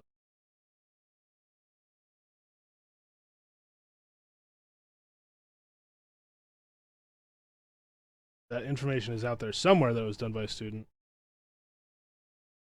A great fan-made game. I wonder if that information is real or not then. I'd be curious to find that, because that seems even more impressive. It's a student. I mean, if it is, then they could potentially pick it up as well. Because I think it'd be odd not to have a Mandalorian game with all the hype behind it, and them wanting to make new Star Wars games. It just seems like such an easy go-to, like the universe fucking set up for a game. And you have fucking Baby Yoda, which everybody loves. That's a money shell right there. Sell it right now. Just had 2 more things on mine. THQ Nordic will announce new games for its 10th anniversary. And they're going to do a showcase on September 17th at 5 p.m. our time. And THQ has endless amounts of properties now.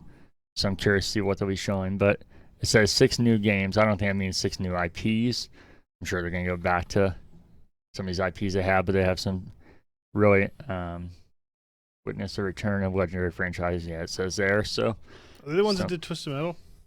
No, that was Sony. Isn't there a new Twisted Metal coming out at some point in time? I'm sure there will eventually be, but there's no actual announced. No, there's a game that was like it for PS5, Destruction All-Stars, I think, but wasn't actually officially Twisted Metal. But THQ has a crazy amount of products, or properties, so I'm curious to see what they'll do with that.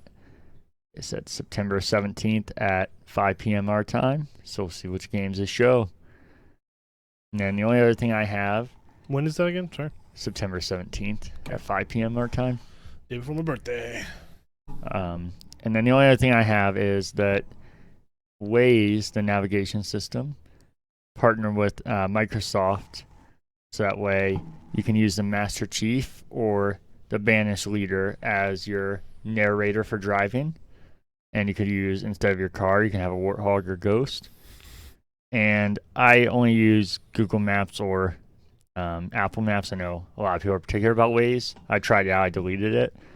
But when they made this announcement, I've been using nothing but Waze. It's so fucking great. The Banished one, it's a little harder to listen to because it's so rough and it's kind of hard to actually understand what he's saying. But Master Chief, I think he's so well spoken, his voice is cool. I think it works for navigation anyways. And then it's badass just having a Warthog or a Ghost. Sadly, it's not a permanent thing. At least, yeah, it's limited. But I hope it becomes permanent, or even better, bring it to Google or Apple. If anything, it'd be Google. But probably just gonna be timed. I saw. Good things are. Yeah, they also added in a new one this time, Paw Patrol. So if you want to use that one, I just saw that movie. Did you? No. So that tells me that these probably come and go. So I don't know. Paw Patrols might be taking over. Yeah, those kids that are driving, gotta make sure they hear. What a weird thing. Yeah, I don't like Waze. No ways. I especially hate people talking to me while I'm driving from my car. So narration is something that is immediately turned off. Yeah, that's something else that I've made a change for because I don't like that either. But it's so fucking cool. But I switched back to at least sometimes have just a notification, so they'll be like object on the road or speed trap ahead, and they use ridiculous Halo terms for it, so it's funny. So at least that does sound kind of funny. Yeah, so those ones are a little better because you don't have the non-stop navigation. Gotcha. That's all. Cool. Yeah, that's all I had. Okay, well, Call of Duty Vanguard was shown to the public for the first time. There have been now 2 betas, and there's another beta this weekend for PlayStation people, and then next weekend is PC and Xbox Early Access, and then the week after that, the whole week is open beta for Xbox and PC. And PlayStation can play this whole time, so it kind of works with the PlayStation Activision deal there. But So the first introduction of Vanguard showed this new mode called Champion Hill, which I think sounded cool, but apparently it needs some tweaks, which is good they had an alpha. A tournament-style multi-map, multi-life game mode where tactics and strategy go beyond the pull of a trigger. In Champion Hill, your squad, either a duo or a trio, will compete in a round-robin deathmatch tournament against other squads. Your mission is to reduce all other squads' life count to 0 before your whole squad is eliminated. Will you shut the fuck up? I'm trying to tell you about this mode that I think you would like. I just can't believe it said squad this many times. I thought I'd just do it once. That's what they call it. That's what they call Warzone. That's what they call it. That's those squads. The 3-person squad, 2-person squad. I just didn't hear it mentioned this many times. Everyone starts with the same loadout, and while it can be lethal, collecting cash earned by taking enemy lives and picking up drops scattered around the map will allow you to upgrade your starting weapons and purchase new armaments? Armaments? Yeah, it's armor that's ornaments. It is supposed to be armor. Equipment, perks, and kill streaks during buy rounds that happen between combat rounds. Champion Hill also takes place on one large map split up into 5 sections. So, specifically, there's a central buy station area and 4 arenas for combat rounds. Once you are eliminated, you can watch how the tournament ends from a buy station area spectator platform, but ideally you survive long enough to see victory. So, it's one big-ass map, and there's 4 arenas, and teams are fighting each other in these arenas. And if you outlast people's lives, you beat this team in this arena, go into the buy, you upgrade, you buy stuff, you get randomly selected to play another team in a different arena.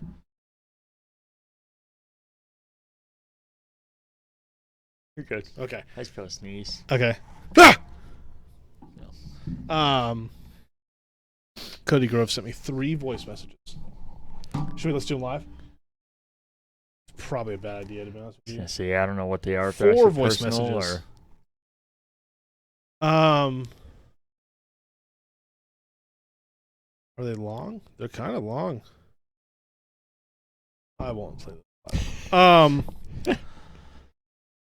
So, yeah. The mode sounds really cool. It's like the gunfight tournaments that I don't think me and you played, but me and Cody played. Just 2v2, same loadouts, best player wins, moves on. But it's like multiple rounds against different teams. And it looked really cool. The only big thing they didn't like about it was that you could hear the gunfights happening in the other arenas. And it fucked with audio. But they already have taken that into account and changed it for this new beta coming up this weekend. So I want to see how that plays out. So that's already a new mode, which sounds fucking sweet. So, first off, you fucking disrupted this whole podcast. Made a whole scene because I was like, squad. Yeah. And then they didn't even say squad one more time. Yeah. You just didn't say it. I wouldn't have been able to say squad anymore. Well, fuck you. All right, fair enough. And that does seem like a really cool idea. For me, I like finishing a campaign, play a little multiplayer, and then I can't. That's Dip out too of much. COD, Yeah, I can't handle it anymore, but it is a cool idea. Yeah. I would love to. Yeah, I'd love to play this. Especially with trios. Me, you, Cody hopping on there. That'd be fun. Oh my god, I didn't put anything about the reveal today in here. So that was the Champion Hill reveal. Don't worry, it's all fresh in the old noodle. They did talk about Warzone integration, and they actually lied. Because new map and anti-cheat coming day 1 of release is not true. They said it's 2 weeks, so that's not that bad. It comes out 2 weeks, you get a new Warzone map, which is the Pacific. And I don't know if you want to look this up afterwards, I don't know if you care enough. But this map looks fucking awesome for Warzone. It's about the same size, a little bigger. But it's colorful. It's totally different. And it just looks just so much less campy and shitty than fucking Verdansk. What was the Battlefield on 360? Bad Company? No. 3? It was one of the first big downloadable games. Shit, what is it? I'll find it here, don't you worry. Is it an actual Battlefield game? Battlefield 3? No. Well, it is an actual game, but it was, like I said, it was like Xbox Live, not arcade game, but a downloadable game. God. I don't know. Because as soon as you said Pacific, I was going to ask you if you played this and remember, because that's what I pictured. the level looking like? Because it's very colorful and surrounded by water. This one has water, yeah. Probably Pacific, I'd imagine. I don't know why I can't find it, though. Maybe if I put downloadable game. Here, look, it's like 20 seconds long.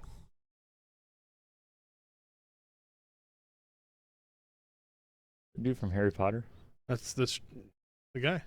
Look at the colors already. You know how Verdansk was fucking gray and shit? Yeah. Yeah, dude.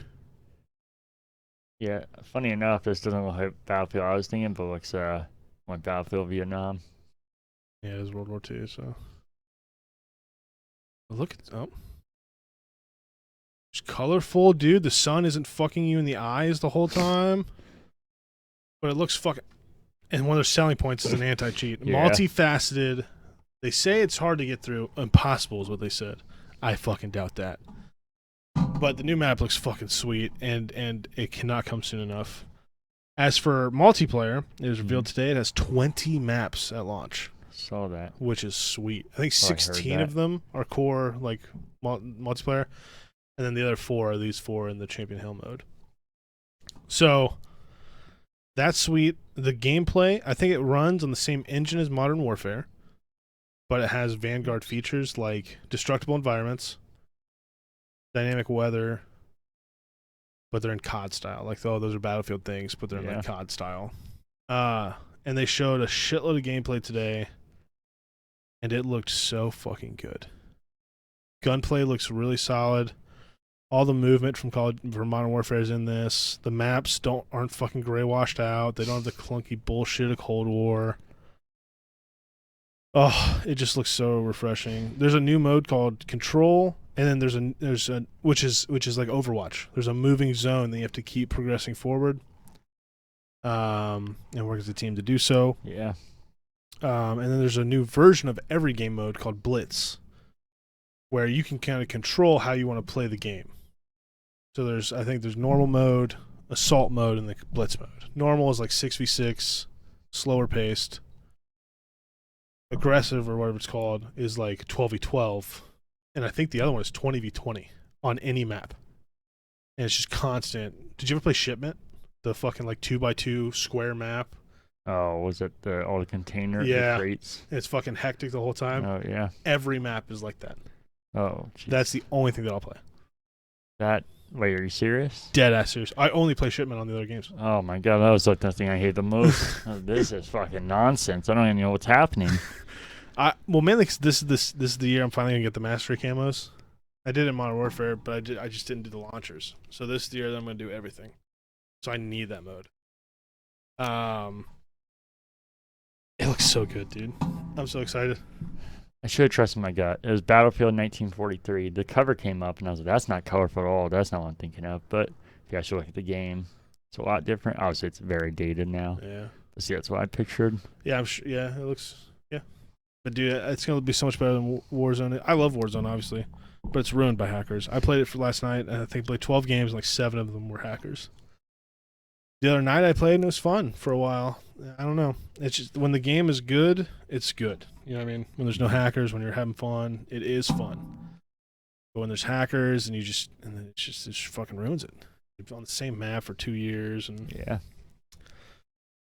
I'm excited. I'm ready for new Warzone. I'm ready for new Call of Duty. I'm just ready. I hear you. That's pretty much it. I guess gotcha. not that much to talk about. Hey, you can talk as long as you want, guy. But there's new modes and shit. I think it'll be actually worth a buy. And I'm really excited for the campaign. So. Did you play Battlefield 1943? No. You would have loved it. It would probably not even playable anymore, but it was, even if it was, it would be so dated, but it was so much fun. That was one of my favorite Battlefields. Sad. Wrong podcast. Jinx. Any other news? That's all the news I have. Yeah? Not bad. No. Hopefully if we get back on regular schedule, we'll stay on top of things better. You want to get to media pickups? Sure. So, with all the Vanguard talk, Yeah. I wasn't even going to buy it because I wasn't that excited. After seeing gameplay today and all the things announced, I fucking pre-ordered it. Paid full price for it. Yep. Already got it ready. And the beta you have to have. Yeah. To get a couple days early, you have to pre-order it. So, fuck it, I pre-ordered it. And then I bought this bad boy right here.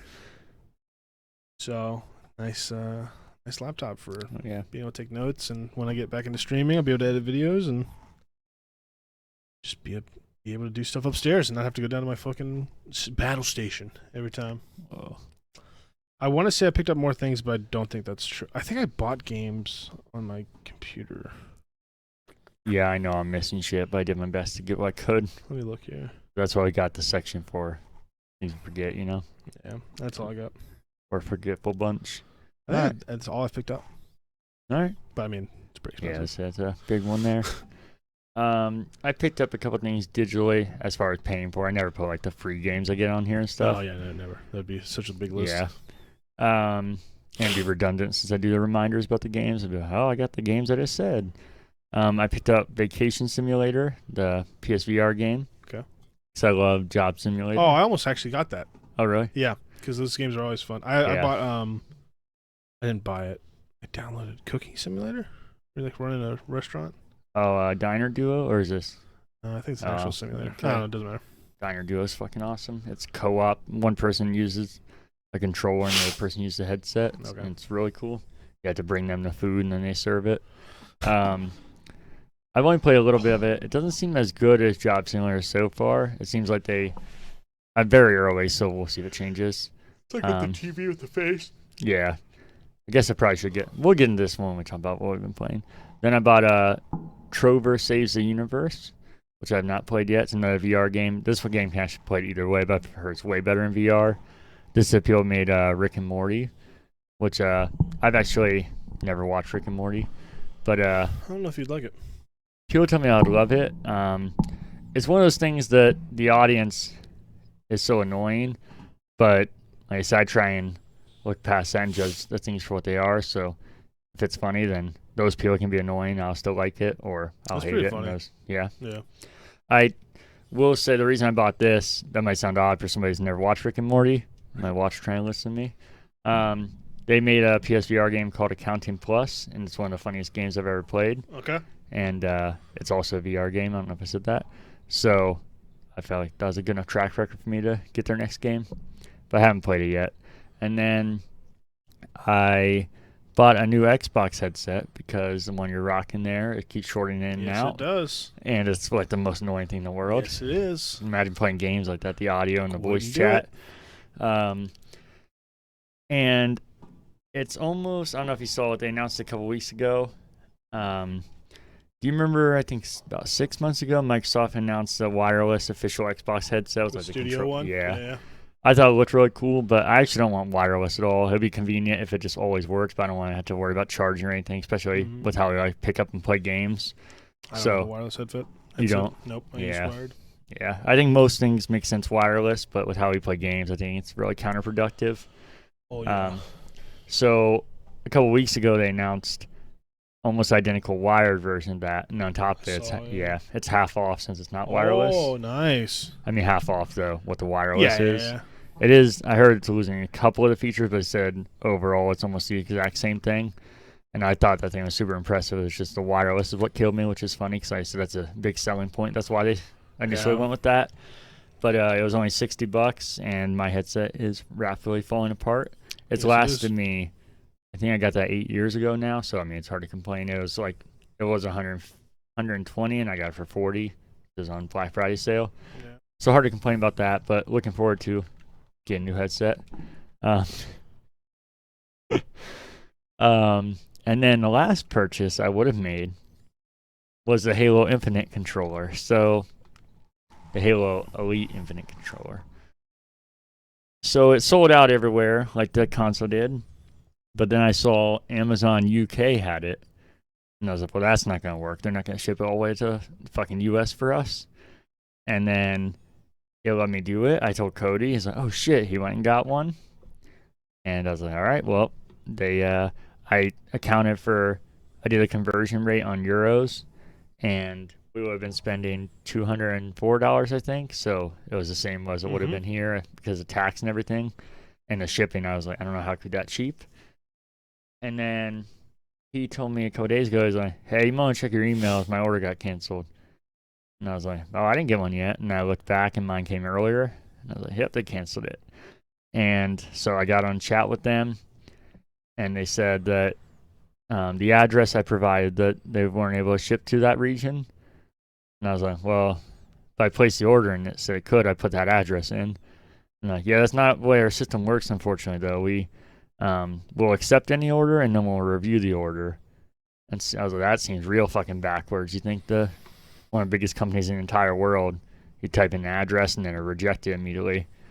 And I feel like that would make more sense on their end to just have orders in place immediately and know, especially with something like that the inventory is so tight already.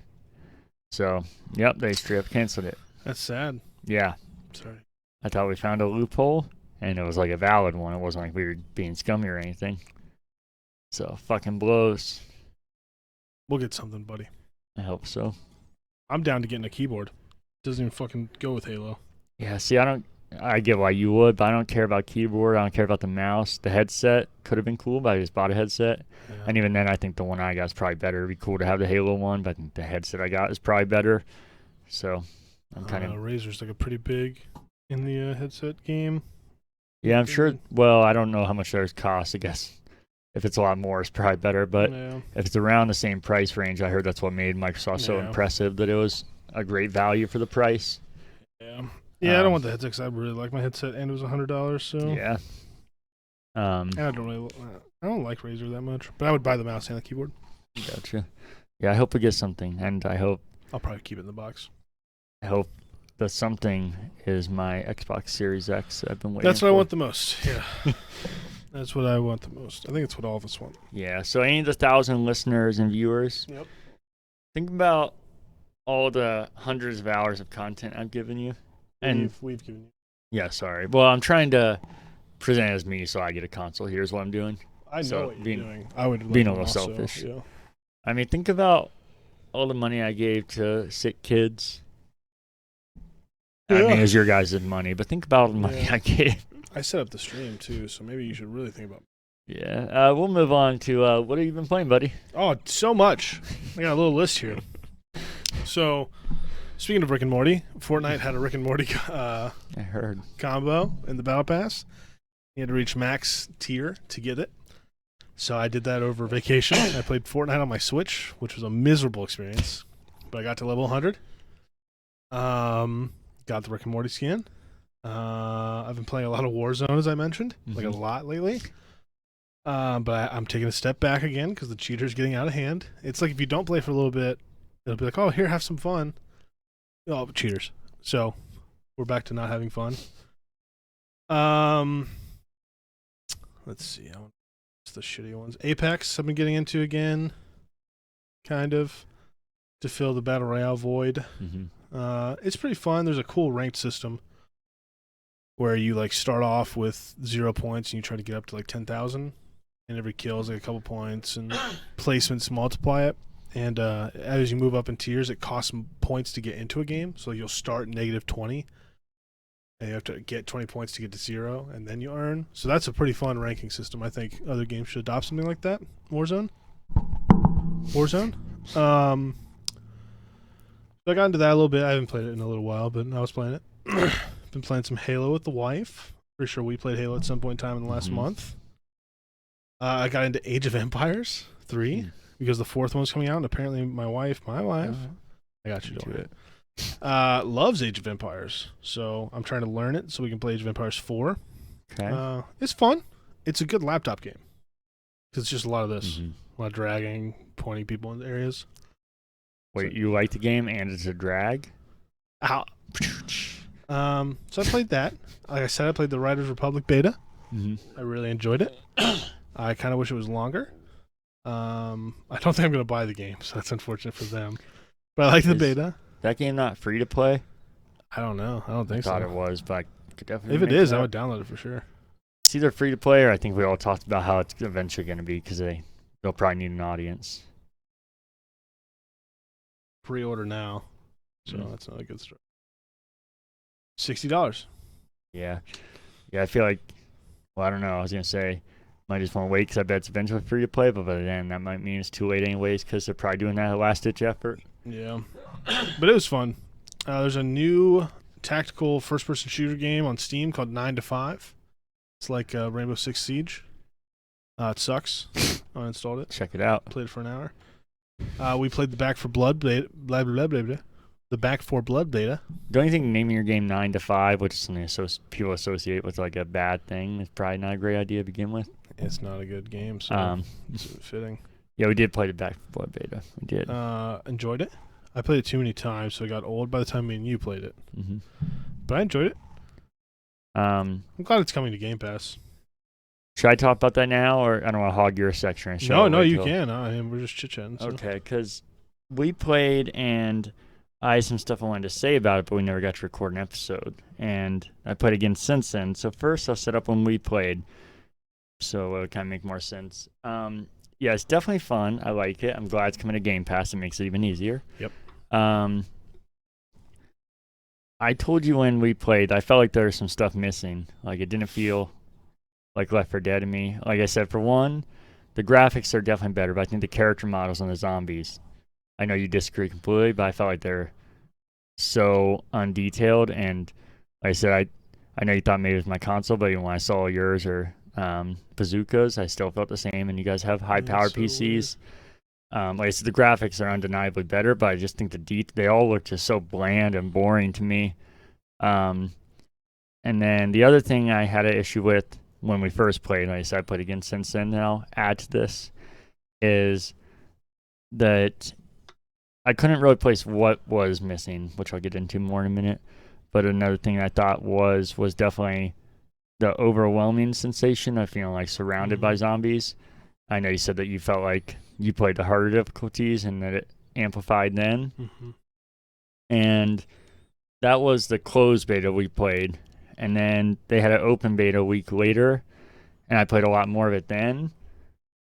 And that's where some of my things became a little more clear for me. Okay. For one, I don't think it's a harder difficulty issue, or that isn't an issue, or that the surrounding doesn't happen. I think it's a balance issue, because sometimes I played easy and it was harder than when I played normal or even hard. Yeah. And vice versa. So I think the balance on it is all out of whack. And I would hope that would be something they could tweak very easily, and it seems like they would be able to. It's a beta, Yeah. Well, it's a good thing it's a beta, but the game also went gold, so the game was done. So it's a beta. Gotcha. But you would think that would be something like nerfing a weapon or something. That I would hope that'd be hotfix it or something. Yeah, an easy enough tweak.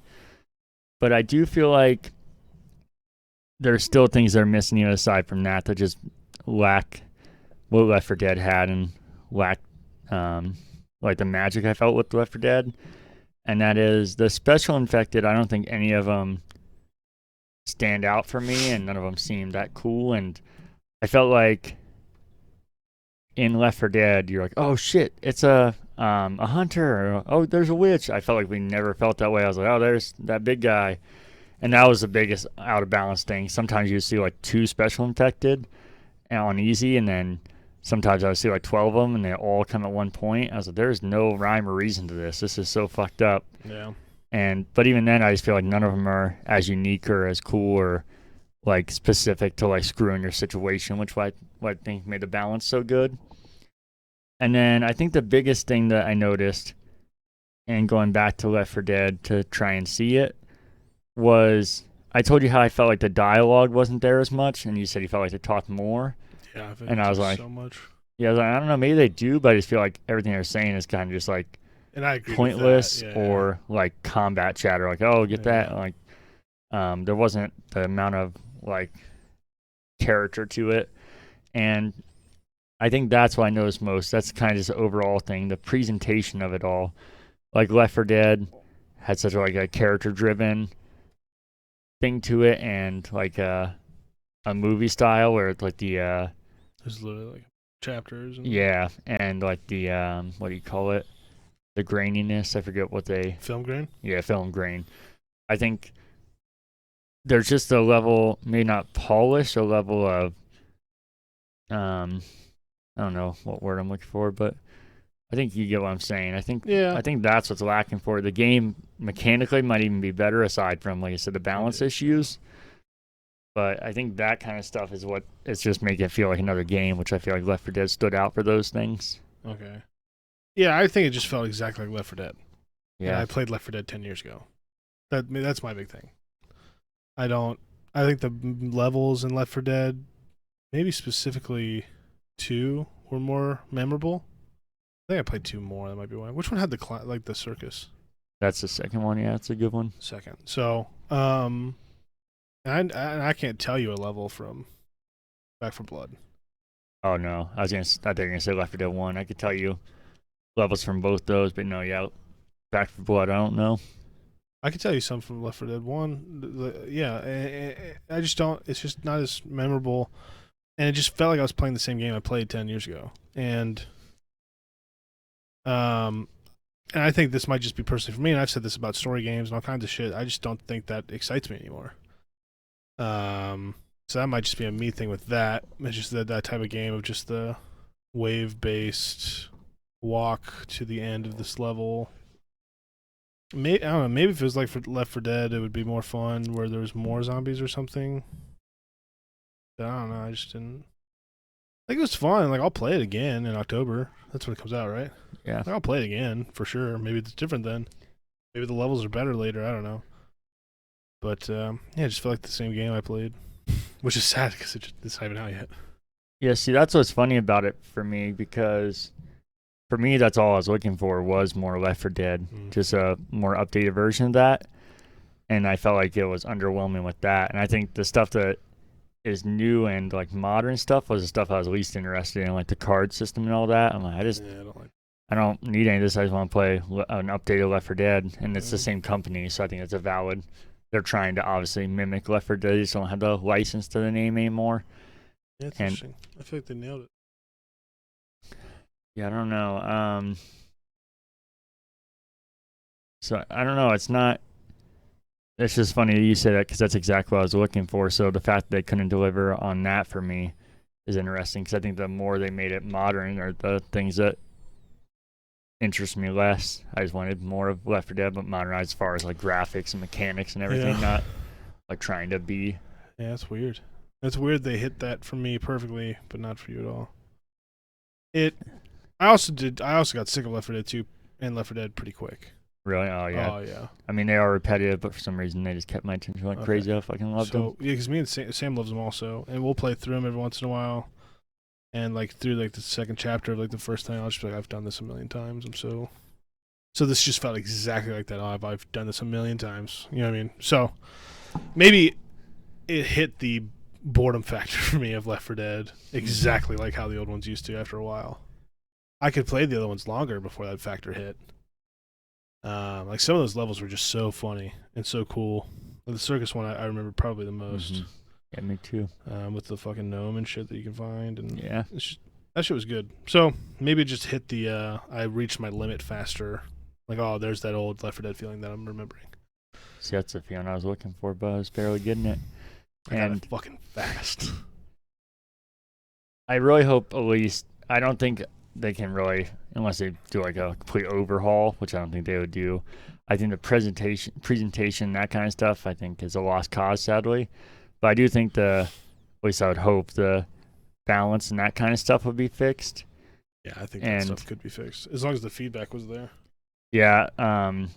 After I played Left 4 Dead, I started listening to podcasts, and I heard people saying how the balance seems so unnatural, and I think the best way to describe it seemed unfair. Not like that I was bad or that they were doing so good. It just seemed unfair, where like there'd be 10 special infected and then none. It didn't. Yeah. I feel like Left 4 Dead, could be a challenge, but it was fair, and there was a level of unpredictability to it. That's kind of what made it unique, because most shooters, it's the same AI, so you know exactly what to do, and the special infected threw it off, but it also didn't seem unfair to you at the same time. And then I also don't like that their versus isn't used to. In Left 4 Dead, you could do the entire campaign, and then the special infected would be controlled by humans. And they might still have that, but as of now, the only thing they have is like a very small version of that, which I think was fun. I did have fun with that. Yeah, I think that'd be cool as like an aside. But I think if they really don't have a full campaign with that, that's gonna get old so fast. Definitely. And that's what made the old versus so much fun, is that those campaigns could start to get stale. And well, even with the different AI, you can kind of learn it. Mm-hmm. But then if you throw real humans in controlling those, it completely changed it. Yeah. So I hope that's something they add, even though that new mode they have seems cool. I think it's going to get old fast. I agree. I only have a few more things I've been playing, and then we can get more into your stuff. I don't know if we talked about this last time, but I played the X-Defiant closed beta that we weren't supposed to talk about. God, I think you did. I don't know, though. We're still not supposed to talk about it. I'm still under NDA. I don't. If you want, you can, because it's been so long now that I might be making that up. It was fun. Yeah? Yeah, it's like, it's kind of like a shittier Call of Duty with classes. And some of the classes are really fucking overpowered, and they have a lot of work to do if they're going to make it fair.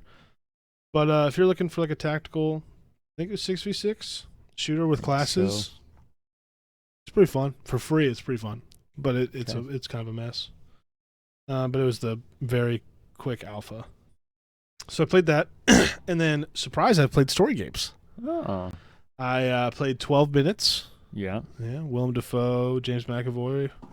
Daisy Ridley. I've beaten it Ray is Bay. 3 or 4 times. I don't remember, because the endings are kind of different, or kind of similar. A couple of them are. Now, do you play it all the way through, or you just like save the last chapter? Played it all the way through. Did you? So this game's going to be really hit or miss. I don't think the voice acting was... I think you could have gotten anybody. I don't think that drives anything. Maybe it does a little bit, because I was pretty enthralled with the story. But I don't think the voice actors did that for me. But I think if the voice actors were shitty... I was about to say that I feel like that's when he knows voice acting most, is when it detracts from it. Yeah. So if it was that way, I would have noticed it. But if it was just... I don't know. Maybe that's what it is. But Willem Dafoe was super obvious, because he's a cop. So it won't ruin anything, but you can like hear him down the hallway. Ma'am? It's fucking good. It is fucking repetitive. And I hate repetitive shit. Mm-hmm. Me too. Yeah. You would hate it. The story is worth it, but there's like 6 or 7 endings, and I just looked them up. Like I had to stop. There's no way. But the first time you do it, so there's different endings the more you progress through the time. So it's a time loop every 12 minutes, and you have 12 minutes to figure out new things. And it's actually incredible how they do it. You can pick up different things and store them and use them in different ways. Different dialogue every time you go through the time loop with people. It's your wife or your cop.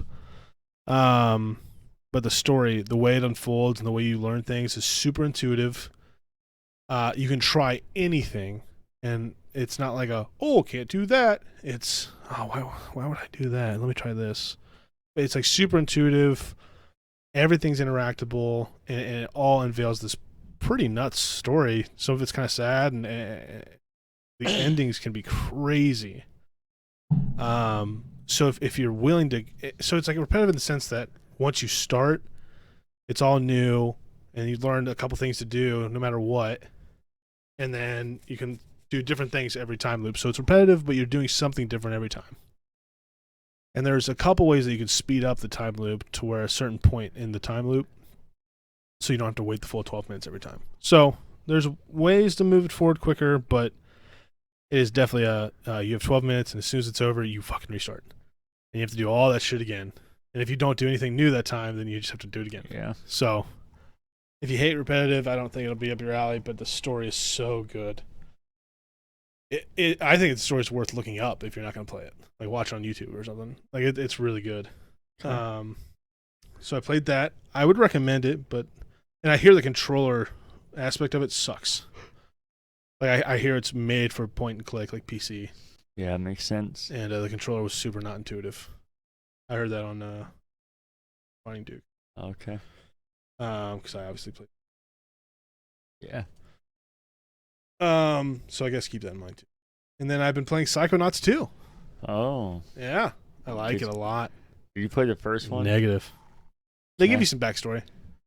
It's good so far. I'm probably halfway through it, and I play it when I get bored of Warzone for a couple hours here and there. I really like it. It's super fun. It's quirky. It's pretty fucking serious elements to it. Yeah, I like it. That's pretty much all there is to it. I'm going to beat it, and that's pretty rare for me. So. No, I want to play. I know you don't need to play the other ones, but I've always been curious about those in the first place, and I always can't believe I didn't play them. Or the other one, I say ones because there's a VR game that I have, and I started, and I heard that actually connects more directly to Psychonauts 2 than Psychonauts, which is weird because the majority of people play Psychonauts, and the Psychonauts VR I think is a PlayStation exclusive, if not definitely console exclusive because Xbox doesn't have it. So it's funny that a Microsoft Studios game connects more to a PlayStation exclusive now. I heard this one was like a not fan made, but fan raised. Like they funded initially. it. So. Yeah, did you hear that it was gonna get a lot of stuff cut out though? Yeah. And then Microsoft bought them. So I think that proves that it can work both ways. Obviously, I don't think it's just a permanent. That's always good because if a company handles that wrong, they can force things and overdo it. But I think that also shows the good it can do. That you can say Double Fine's a small company and it has so much creativity, but it can only get you so far if you don't have the funding. Especially Double Fine's a relatively big for a small gaming company. So the fact that they were going to have to drop stuff out is pretty crazy. But no, I've been hearing good things, and that's kind of like I said. Not even I do like playing for the story, but I also want to play the other ones just because those are my kind of games. I don't know how I never played them to begin with. So yeah, that seems right up your alley. Yeah, I've never seen a game more up your alley.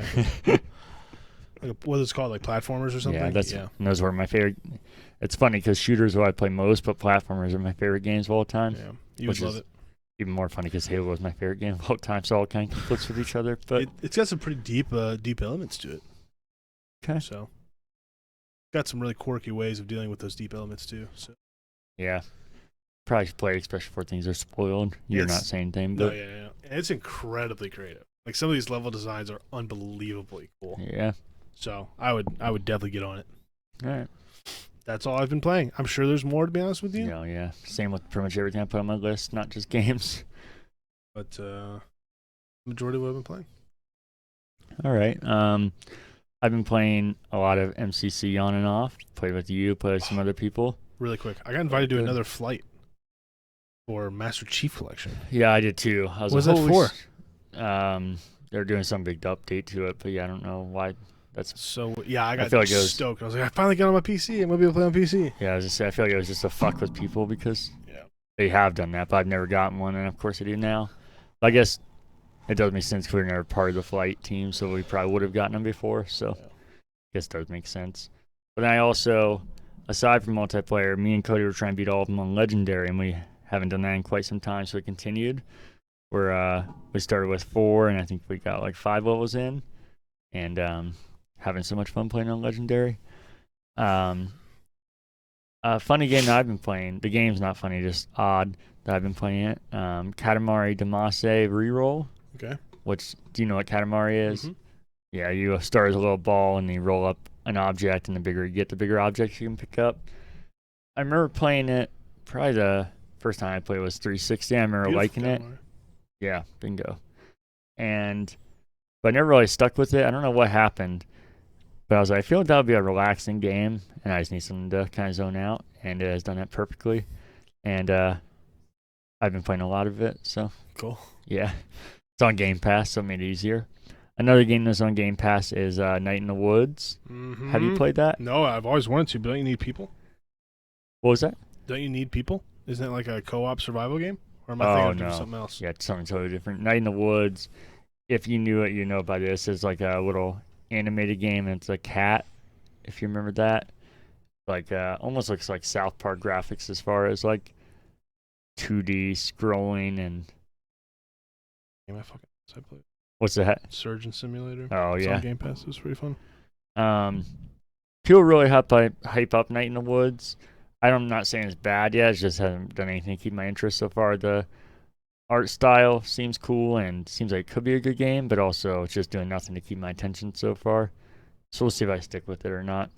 I did play some Splitgate. It just, like I said, it's been a while since we've done this podcast, so it's been lost. I said played Splitgate.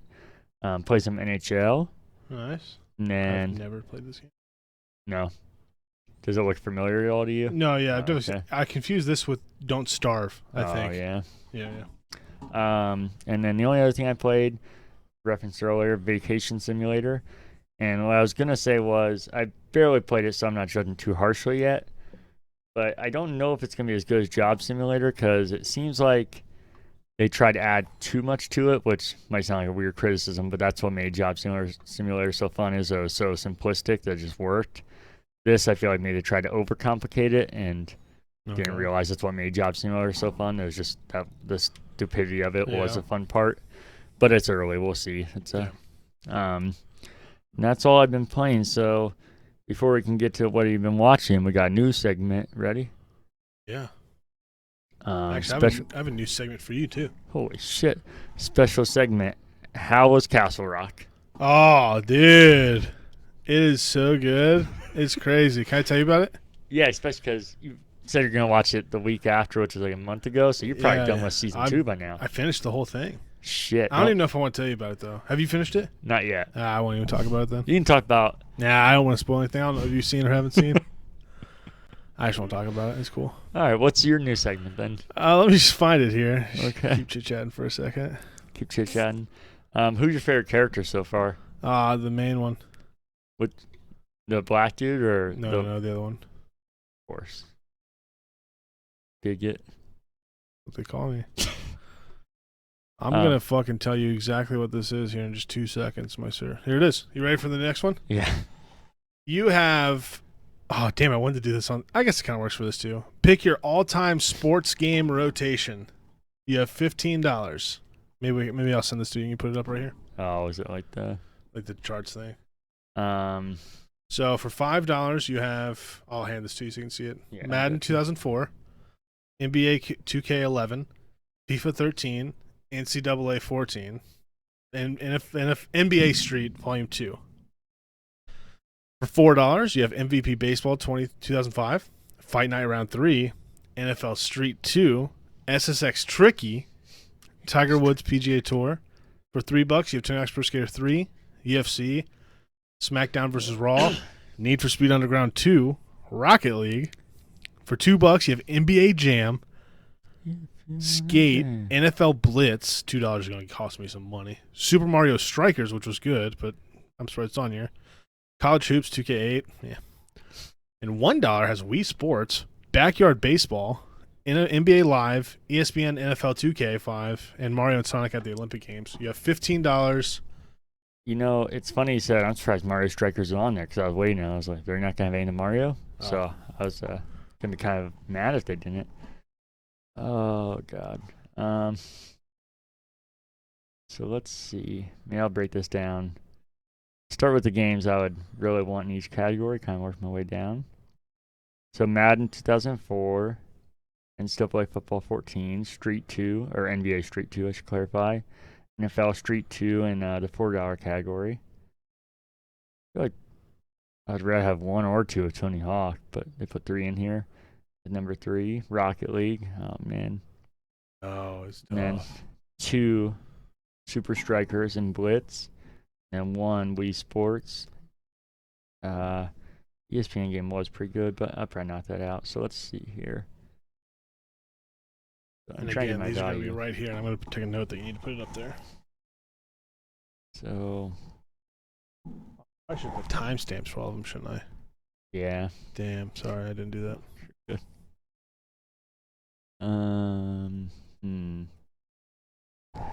So I think I have my answer, but I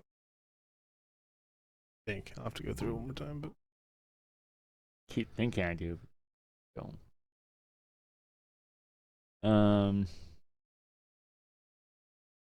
See what we're working with here. Make sure I do this right.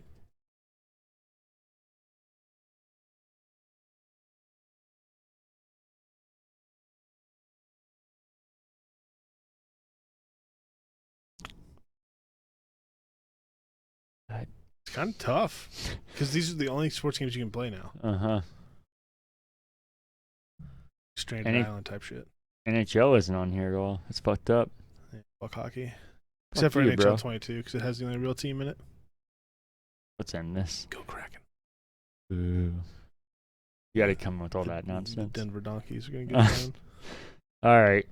I feel like I regret this, but I'm going to go $5. Madden 2004. NCAA Football 14, even though it has a Michigan player on Already it. $10. I know. You can spend your 15 however you want. Oh, I know. I added up here. Okay, $10.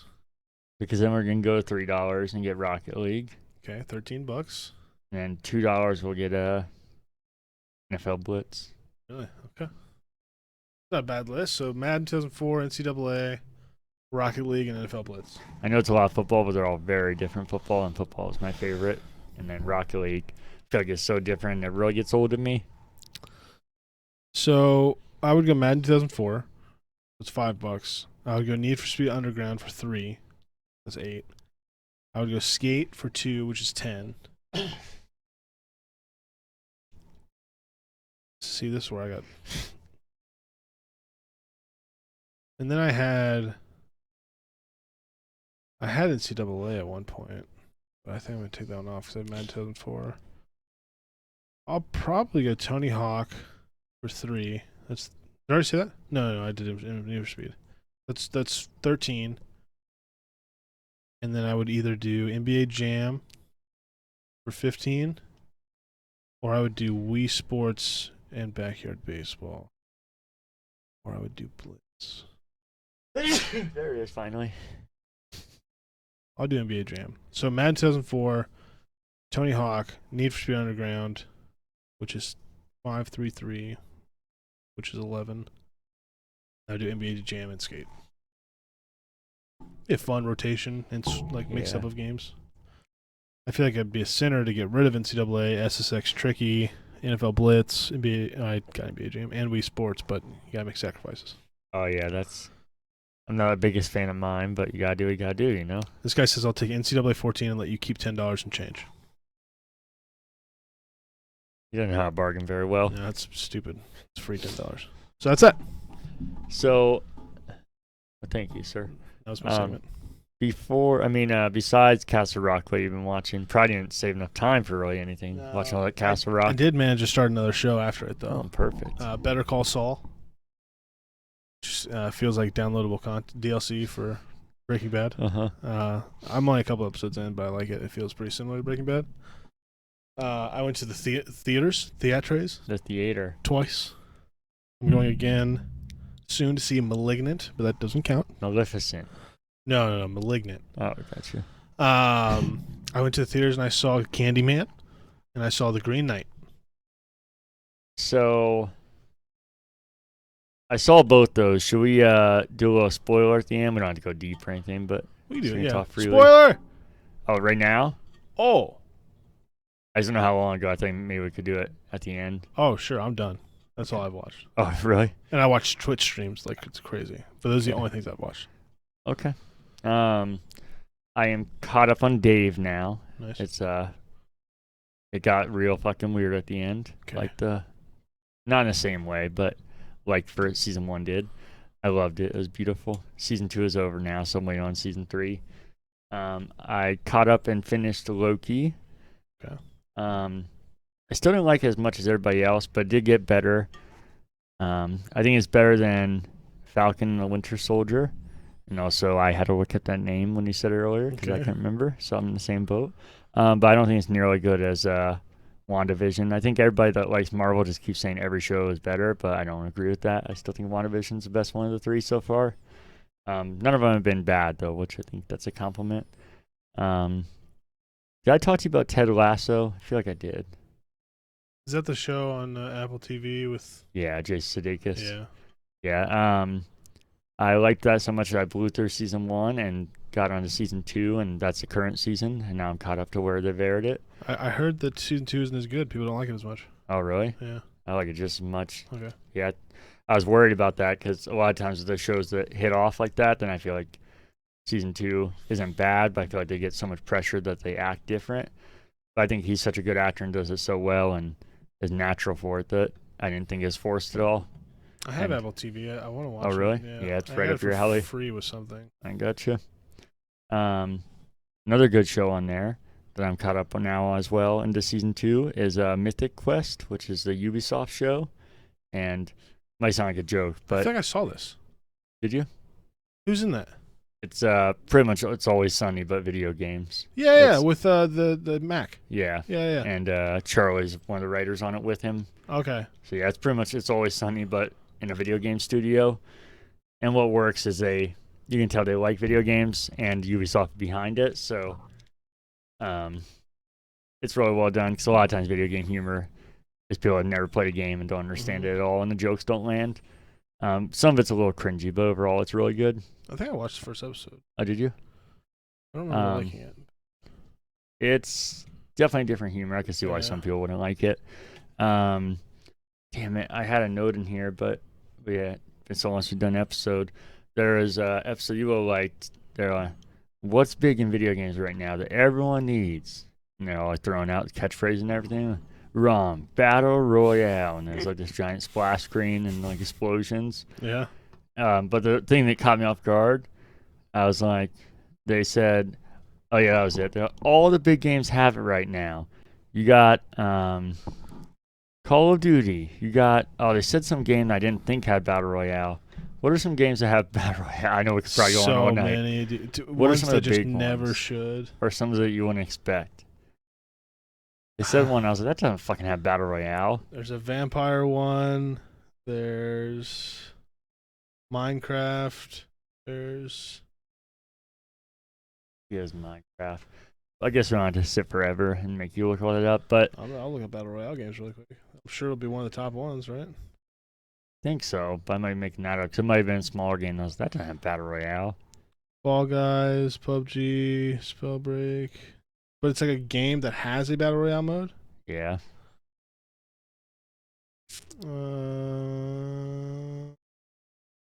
Battlefield. They didn't say Fortnite. It wasn't like the obvious. Besides Call of Duty. Minecraft, Vampire. It might have been Minecraft because I feel like I looked it up and that time fucking Battle Royale does it. It like started the Battle Royale craze. They say it was like the thing before H1Z1 and because it was mimicked after Hunger Games or something. Oh yeah, Cody's talked about that. He goes that one. But the point of it is they mentioned 2 games and then they mentioned another one and I was like, man, that's crazy. I can't believe they mentioned other people's games and didn't throw a Ubisoft game in there. I feel like that would have been like, advertisement. And then it dawned on me that they totally did. And I thought it was weird when he said it because like Call of Duty, it was another massive game like that. Like, so it might have been Minecraft because like top games. Yeah. And then he's like, and Hyperscape. Oh, God. And I was like, why the fuck did they throw that in there? I was like, oh, it is Ubisoft, of course. And that game fucking sucks. And they know it sucks. I was going to respect them more if they just actually advertise other people's games. And I was like, of course, Hyperscape is Ubisoft because there's no fucking way that's on the same level as the games you just mentioned. What are you looking up? I'm going to look up the fucking... Oh, the scene? Yeah. I don't know if it'll be on. Yeah, I don't know. I've never looked up a clip from that show. I don't think it will be, but... Dang. Besides that, these actually are all in the theater. I went to see Space Jam. Okay. It was free on HBO Max. Didn't even find the time to watch it on there. It's good. I don't know why it's getting so much hate. And you remember when I saw the trailer, I was like, what are they doing? Why? Yeah, I don't even have any interest to watch it, to be honest with you. I still think it was weird some of the directions it went, but I think it was good. And I think also trying to think about it in perspective of a little kid seeing it. If I was a kid seeing it like I saw the first one, I think I would fall in love with it. And, probably, yeah. I think it was even enjoyable for me, but trying to think about who they were actually making it for, I think it was kids would fucking love it. There's some stuff I could spoil with all this stuff, but I won't if you haven't seen it. So, The Green Knight I saw, and we'll get to that here in a minute. Surprised you saw it. Me too. I'm kind of just doing stuff, you know. The Suicide Squad. Have you watched that yet? Nope. I won't spoil it. I do want to watch that, and it's still on HBO Max, so I will watch it. That is potentially my favorite movie of the year, which you might not think is too surprising because I know people were hyping it up. But every time I saw a trailer, I never got excited. I was like, this looks I thought it okay. looked really good, yeah. Yeah, I wasn't in that camp. I know most people were. So for me, I think that's a big compliment because I was like, I just like seeing these movies, so I'll see it. But it is potentially my favorite movie of the year. I think the action's amazing. It's one of the goriest movies I've seen in a while, which I did not expect. I think it's genuinely funny, which I think a lot of comic book movies try and be funny and just fail miserably. Mm-hmm. There are some parts that are a little cringy when they try and do it, but overall, I think it's really well done. And then I saw Old, which we can talk about. At the end I of saw this. Old. Oh, I remember. That's why we'll talk about at the end of this. We didn't talk about that here? You did. I hadn't seen it. Oh. I hope you share the same things as I do. I saw Free Guy. Okay. Which is kind of like Suicide Squad, but even in a harsher way. Where I saw trailers and I was like, this doesn't look funny at all, and I don't really want to see this. But I thought the premise of it sounded really funny. Ryan Reynolds, I like him, and then the premise of him being an NPC character stuck in it, I was like, that sounds hilarious. Funny.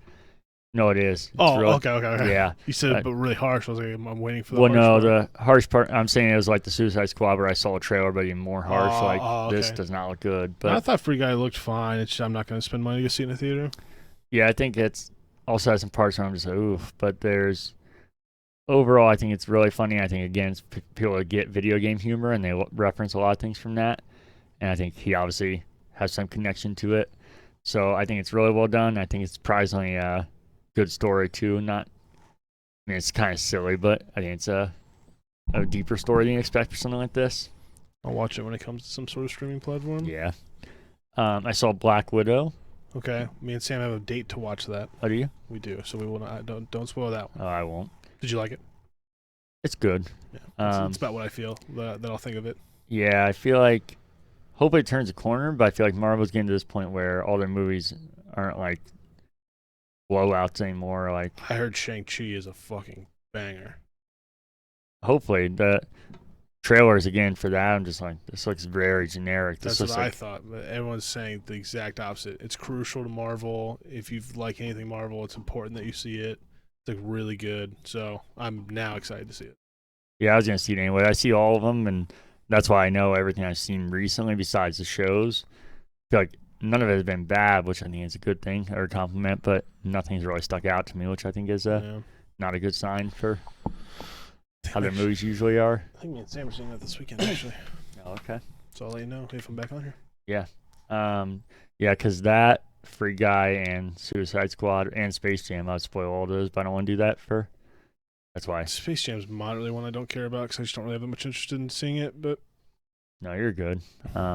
We can still, after the end of this, at the end of the credits, we'll talk about Old Candyman and the Green Knight. Have you been reading or listening to any books? No? A lot of podcasts, but no. Yeah, same here with that. I finished Armada. I don't think I talked about finishing on here. Oh, did we? Yep. I know I talked about reading it, or listening. Yeah. Oh, okay. Yeah, I don't think I talked about finishing Kitchen Confidential, did I then? That was my next one. But the I think you did. Did I? Yeah. Well, I finished both those. Nice. I know everything after this. I know I definitely didn't talk about The Martian. You ever seen the movie with Matt Damon? No. I thought the movie was just good, but I was never enamored by it like other people. But people say it was one of the best books of all time. Okay. So I was about to use my next credit on something the next thing I want to find on Audible. Yeah. But I saw you get free, their free library you can look at without using a credit. And it's usually books I don't care about, but I saw this was a limited time one that you could listen to, so I'll listen to it. And it's not bad, but I thought it was even less enjoyable than the movie, and the movie was good, people said, so it was okay, but I was kind of hoping now it would change my mind and I could finally see perspective of books a little more than like everybody else does. But then I was always interested in, I don't know, do you know Dexter was a book? Was it actually a book before? Yeah. Sure. I mean, they did the re-release where they put his face on and everything, but that's where the idea of the show came from.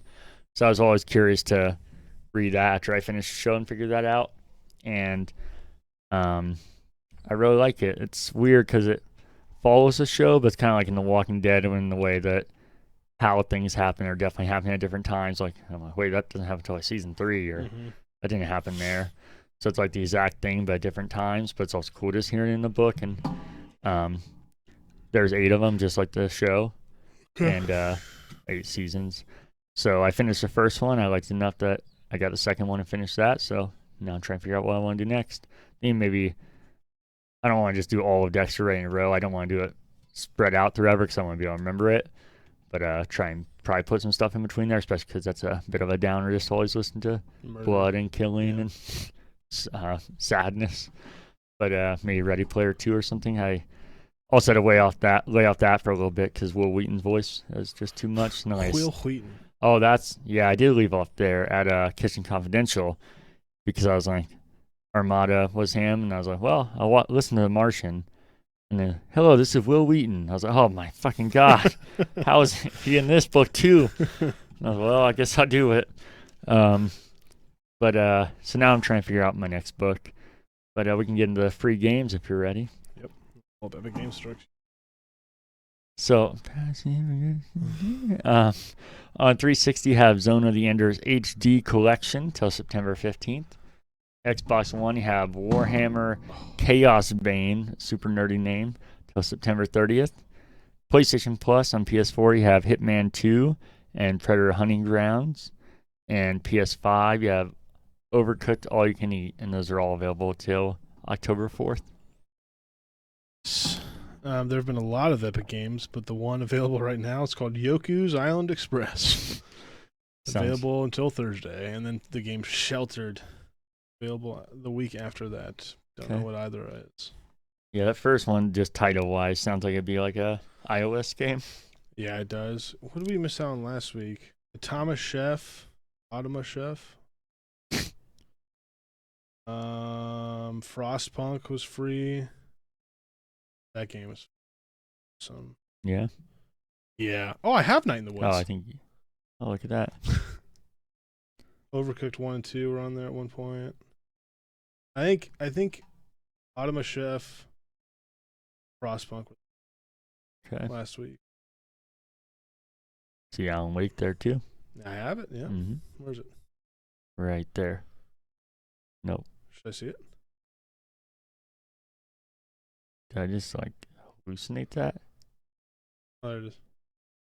The fuck? I thought I saw something that said Alan Wake. I'm just hallucinating. And that's even weirder that it's there. Okay. I've been thinking about downloading Cyberpunk. Yeah. So fuck. I want to experience it again. I can't wait for the DLC they keep delaying by 6,000 years. That company's a sham. They are, but at the same time, they're more profitable than ever on saw and just keep selling and selling. So somehow they put it back on the PlayStation Store, still broken. Yeah.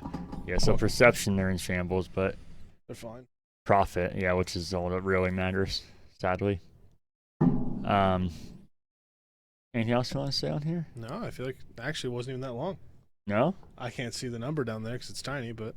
You know it's 2:15 right now. I don't know what time we started this podcast, but... I think around midnight. Yeah, that's not bad for it's not bad. all this time we missed. I wonder how much stuff we missed now that I feel like we're pretty prepared, though. Yeah. We're always prepared, though. I like to think so.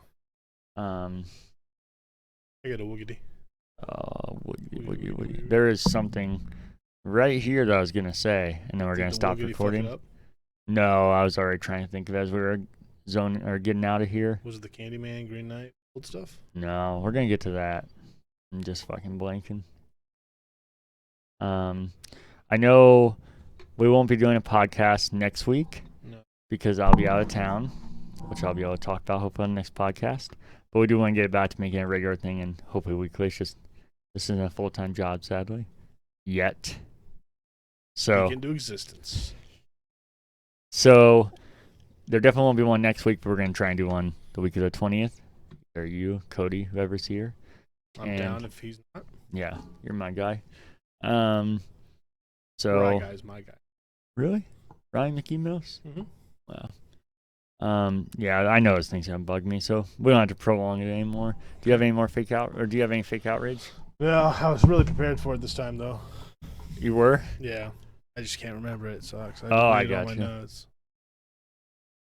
I was gonna have fake outrage about you never having it, but that'd just be real outrage, so I won't do that. If you have any corrections, question, or feedback, you can send to currentbackloggers @gmail.com. And you can follow us on Instagram, Twitter, and Facebook. @currentbackloggers. Current backlog, close. So. Sorry. No, it's okay. Is that all? Yep.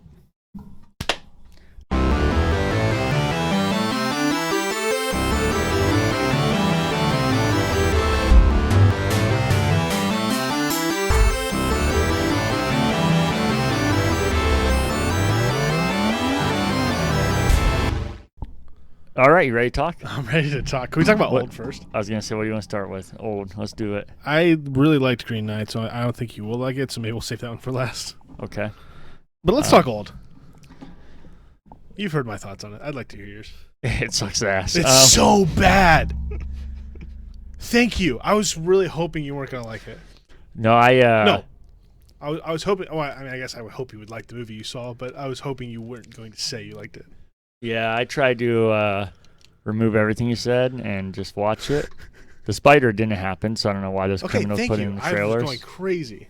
Yeah, I don't know. I know people remove stuff from trailers, but that's unnecessary when you almost made me not see your movie over that.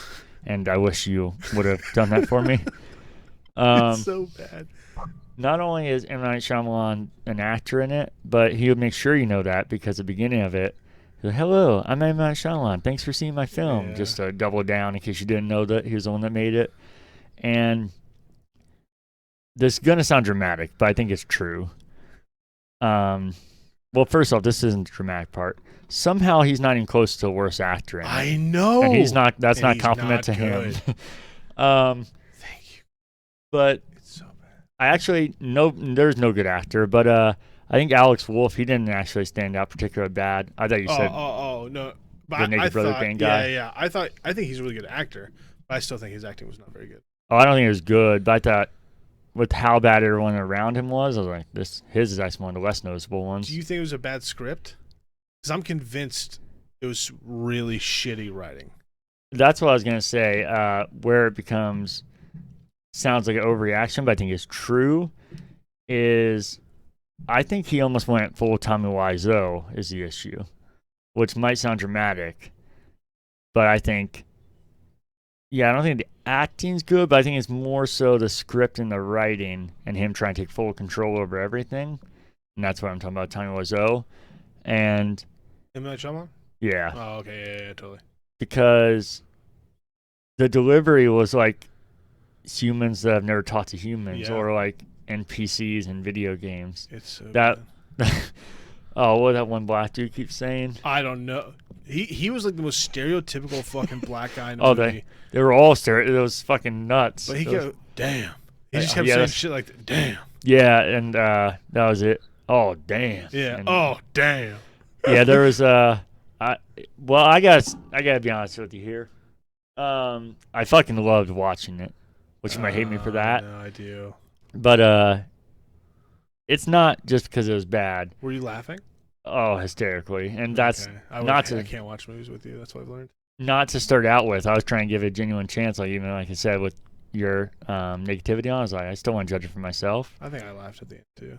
I was sitting there. I was like, yeah, it's kind of bad. I don't know why he had to introduce himself. I don't know why he's in this. That was kind of weird. And directors are doing that actually.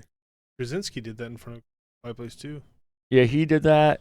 Hugh Jackman did that for The Greatest Showman. I've seen it, but I think those ones make sense. And I think it makes sense when you're not in that channel. Yeah, and it doesn't seem so forced and seem like you're trying to do everything. And he can act on top of that. But yeah, it became enjoyable. At first, I was like, I really hope this is good. And I slowly started realizing it wasn't. And then I was pissed off because this fucking sucks. But then it made the full circle. Okay. When I saw it with my friend Garrett. And I can't help if I laugh. But if something's genuinely that funny. But stuff like that's not supposed to be funny. I don't want to ruin for others. So I was trying to control myself. But then the whole audience started doing it. And it was just like a riff. Some laughers too. Yeah, it was like a riff tracks in there. So I was like, this is fucking awesome. Because now it's just we're all mocking this movie together and we're not like annoying people. Yeah. As long as it's like a full collective experience, I'd be fine with that.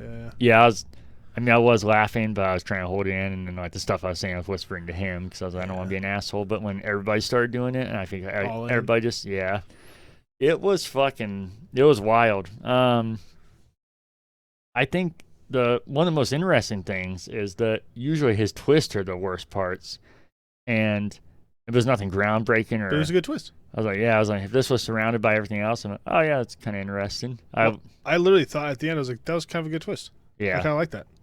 Yeah, but surrounded by. It's just the worst. Yeah, and I was gonna say the worst acting, but I think it had to be the writing, and I think maybe the delivery too was partly on some of them. Like, I just feel like the script was so bad. I should have wrote more of the quotes down because it was fucking awesome. I thought, so we're doing spoilers, right? Yep. So learning why they're doing it, I thought was kind of cool. Yeah. Like the experiments of trying to cure these diseases. I think escaping through magic coral is pretty stupid on the same level as escaping air. Especially when that girl would have been dead because she was under there for like 10 minutes. So. Yeah. I get that you're doing that so that way he has time to get away. Also, but the inconsistencies of some people aging really fast and some people not aging at all. Like the girl going from fucking a baby to having a baby in like 5 minutes, and Alex Wolff never aging. That whole thing was creepy, and then more creepy was the other girl, like his sister, I think. They were really skinny chick. Yeah, they were sexualizing her. I know she started to get older and of age. Oh, yeah, big boobs girl. Yeah. And they were like, the camera shots were right on this like 12-year-old's ass. And you don't feel weird filming this stuff? I had to look up how old she was before I felt weird. Well, the early ones were an underage girl, not definitely. Yeah. I was like, what? Yeah. You feel okay recording this stuff? M. Night Shyamalan is. Yeah, no, the movie sucked. I thought the twist was actually kind of good. I think I even said that. I was like, I think I liked the end, but the rest of it was so bad. Yeah. They couldn't save it. And that's interesting to see that his twists are usually the worst part. Like, I usually only like the twists. Unless it's just a terrible movie. Enter The Village. Yeah, that sucked. What's the one movie? The Happening? Mark Wahlberg. Yes, my God. Yeah, see, I think the twists are the worst. I was laughing so hard. I was like, are you shitting me? That's what's happening? I think those ones are the worst, yeah. Yeah, I think his twists, when they're right, are good. Like Signs, I think is amazing. He's such a hit or miss person. Oh, yeah. When he hits, though, I think he hits. Oh, yeah. I think he was Sixth Sense, too, wasn't he? Yep. Maybe he's just growing old. I liked The Visit. I know you didn't, but oh, fuck. No, yeah. I liked The Visit. One of my least favorite movies that year. I think I need to watch it again, but I really remember liking it a lot. Okay, so that's old. Yeah, teach that. Let's talk Candyman. Candyman. You like it? Candyman. I'm looking at my reflection. Candyman.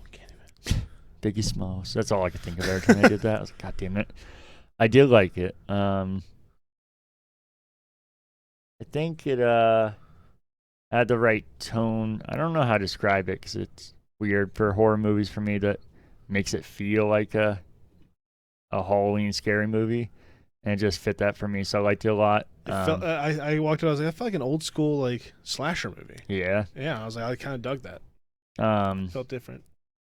I know you probably won't care or even disagree. I knew it was going to be inherently racist, and I'm not saying that like it's a bad thing. That's literally what the story is, so I was ready for that. I didn't care about that at all. I know it's what the story is, and I don't have issue with that kind of stuff if you're telling a story. I feel like they kind of tried to force feed some of that stuff in. Like when the main black dude was talking about how he's writing a piece on white supremacy, which is a thing. I don't know. I don't think it'd be weird to deny that. But I think that's pretty... Being a white supremacist is pretty obscure. I don't think majority of people are like that. And then the white gay character was like, oh, you mean white people? Yeah. I was like, oh, come on. It's a black female director. Yeah. So. Yeah, I just... Like I said, I know it's a race movie, and... That's literally the premise of it. I was going to say without spoiling it, but we're spoiling here. Actually, yeah. I feel like, especially since Jordan Peele was a part of it, he usually hits the race thing home. I actually thought this one kept it down a little bit for the most part. Yeah, there was only a few parts I just thought they stuck out way too much, especially because cool. I kind of like the gay characters. I thought they were funny. I didn't really mind them. I thought they were funny. One thing I really didn't understand... I don't know if I just missed something or zoned out or what. The dude, I don't know his name, but the older guy that was kind of like telling him everything, the laundromat dude. Yeah. You know what I'm talking about? Rick. Yeah. His name was on the thing. Yeah. What was that scene where he jumped out the window? He's like, I can fly now. That was his dad, her dad. That wasn't the same guy. It wasn't? No. Like I thought it was. So that was from the original Candyman. Hmm. So that's why seeing the original Candyman matters. I've never seen Candyman. So that whole time I was sitting there like, about it. Am I supposed to know what this is? Am I supposed to know who the fuck these characters are? Apparently that's the original Candyman. Yeah, I figured that out later. So I had to sit there after the movie ended, like, okay, fucking, what does this mean? What is this? I had to learn what the fucking was. Then it made more sense. I can't believe that's not the same guy. And I was like, what did I miss? Because I know he said he could fly, but obviously he's committing suicide. But then you saw him like 2 scenes later, and I was like, wait, did I skip a scene, or did they forget to edit this? High or they were not the same guy.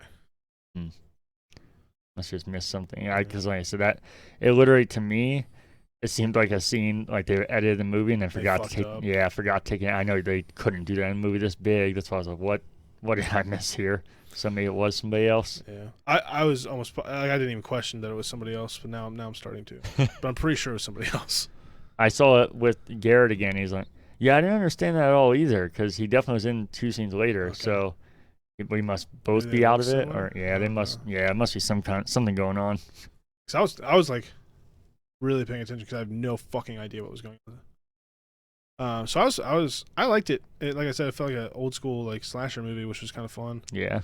It wasn't like this jump scare horror movie, and it wasn't even like a Jordan Peele type horror movie where it was just like this twisty mind bend. It was just like a fucking don't say his name 5 times or you're gonna die. Like, so I thought the kills could have been cooler. Yeah, some of them were pretty gruesome, but yeah, overall, I feel like off camera they were gruesome. I kind of just, I don't know. I feel like it earned your R rating a little bit. You know what I'm saying? Yeah. I thought the killing the chick and it was kind of cool though, like dragging her across. Yeah. I liked it. I was more confused than I feel like I should have been. But I guess it's like a sequel reboot thing. I don't know. So I don't know. I liked it though. I didn't love it. I didn't hate it. I liked it. Yeah, I'll start because I fucking hated the Green Knight. And I can't imagine that you would ever like something like that. Well, we talked about it, and I remember you saying how it looked epic and like the set pieces were crazy. And it's funny because that's like the last things I'd use to describe after seeing it. I watched the trailer, I was like, oh yeah, this does seem pretty crazy. But I felt like they cut a lot out of the trailer. Cut a lot of the epic shit. So apparently it got re-edited because it got delayed a year, and they re-edited it. Yeah, because I feel like everything epic was like in the trailer, everything was epic. There was no more than that in the movie, and then everything outside that seemed very linear and kind of dull. And then that masturbation scene, I don't think I've seen anything more uncomfortable in my life. I watched it with my mom. I was like, what the fuck are we doing here? And I don't know. I went into it open-minded. I was like, I even thought some of it seemed cool. I've also been kind of just trying to see stuff, and I fucking hated it, and I was sad, and I was like, this. And the main, I don't know what they call him, is it the Green Knight, right? That's his, yeah. I thought he looked really cool, and I thought he was kind of just underutilized and not really there. Well, that's what the story is. You don't see him until. But I felt like he was like the coolest like wardrobe or the coolest character as far as that. Everything in the movie was practical. Yeah. Isn't that fucking crazy? Mm-hmm. But I don't know. I just, aside from the cool things that were done really well, I couldn't stand it. Yeah, it's one of the best movies I've seen in like a few years. Wow. Yeah, I think I didn't know at this point when I saw it that you had seen it. And I was going to say, I bet you and Cody, I feel like we love it, but I fucking hated it so much. It's like a top tier movie that I've seen recently. How do you feel about the masturbation scene then? It's weird. It sucks because I was trying to explain this to Sam. So I was like, it sucks, but that story, the part they were talking was so fucking important to the whole end and the whole story. And I get the whole fucking, I don't know, fucking they're trying to hit on each other. I don't know. Why do it during the masturbation or the fucking hand job? And why show the cum? Yeah, I will say I didn't mind the hand job part. I'm gonna be honest with you. The cum fucked with me pretty bad. Yeah, I didn't. The hand job, I was like, that's kind of weird. You think it'd just sex or something, but if the cum is, and then when she like handed it on to him, I was like, why do I have to see this one? I've seen some fucking weird shit in movies, and this is somehow like the weirdest thing I've seen. Yeah, it definitely is up there. It sucks that fucking belt thing is so important to the fucking story. Yeah, I don't know. It was weird, but I got over it pretty quick. So I was fucking I was the whole time. See, I was doing that because I was like waiting. And I was like, I never got interested in me. I read a lot beforehand. I read the story, so and how like it sticks with it the whole time, and it's like really apparently super well to the story, and yeah, I don't know, dude. It was just this fucking incredible journey that I loved every second of. I thought the scenery was beautiful. The direction was really well done. I really liked the main guy. I didn't mind him. Has he been in something else? I remember at the time I didn't mind him, but I was trying to picture his face now. Because I feel like. Coleman. He's the. No, that was the other guy. He's in Ready Player One, but that was like the village dude that messed with him. Yeah, that guy's also in Killing of a Sacred Deer. That movie's fucking weird. Oh, that's why I know him from. Chappie. That's why I liked him so much. He's in that, but I don't know if you would know him because you said you haven't seen Chappie, right? Chappie. Slumdog Millionaire is what he's known for, definitely. I've seen that, yeah. I mean, that's it. I haven't seen that movie in a long time. But no, I thought the beginning was incredible. Like setting up the story. I thought the Green Knight was super badass. I don't know. There's something about the tension of going on a journey, knowing you're going to your death. Intrigued me the whole time. I thought the journey was worth it the whole time, which I know is kind of hard to believe. There was some weird shit that happened for sure. Mm-hmm. I thought some of the scenes were super epic. I do feel like a lot of the shit that was in the trailer they cut out, and then I read they re-edited the movie and cut out most of that shit, which is sad because some of it was like they were upside down, like this Starry Night thing that I really wanted to see. There was some fire in one. There's a lot of symbolism I don't think I understood. Like the giants, I still don't think I understand. At all. But it was cool. But no, dude, I was in the end. I thought it was beautiful. The whole because dude, I was so into it. Like I was on the edge of my seat for some reason, and I hate these type of movies. I was just so into it. When he got to the end, he was like, I'm gonna fucking run away. And then everything flashed for him or whatever. That no matter what he does, he's gonna be fucked. So he finally accepts it all and says, he takes off the thing. Oh, dude. The end, I was like, yeah! I was like super into it. I don't know. I loved it. Did you do that? No. Internally, I did. Did you come? Exact same time. And then I put it. Oh, God. Sick way. No, dude, I loved it. I knew you'd hate it. I'm surprised you saw it. I wanted to like it, but I didn't. I think I'm going to buy it. I'd love to watch it again. Maybe you can get a belt and come at the exact same time. I'll try. Really? Film that. Just and like then I'll give it to you with my cum.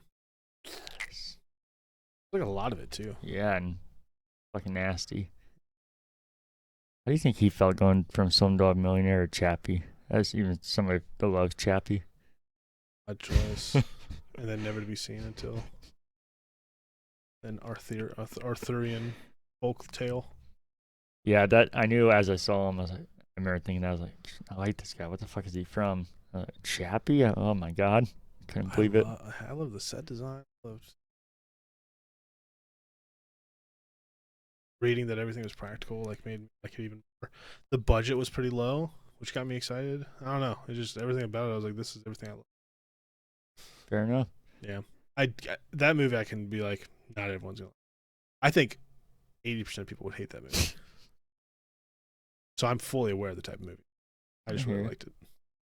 I got you. Anything else? And I love cum. No, I think that's it.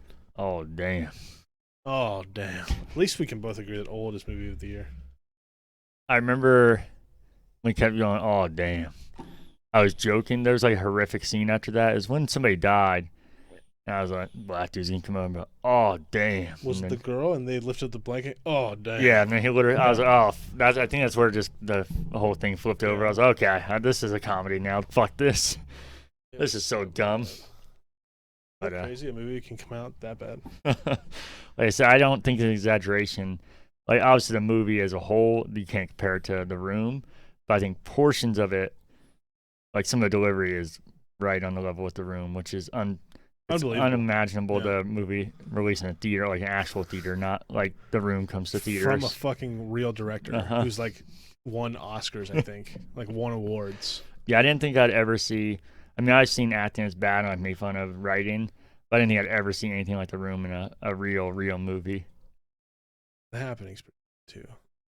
Yeah, The Happening's worse. You think so? The Happening's the worst movie I've ever seen.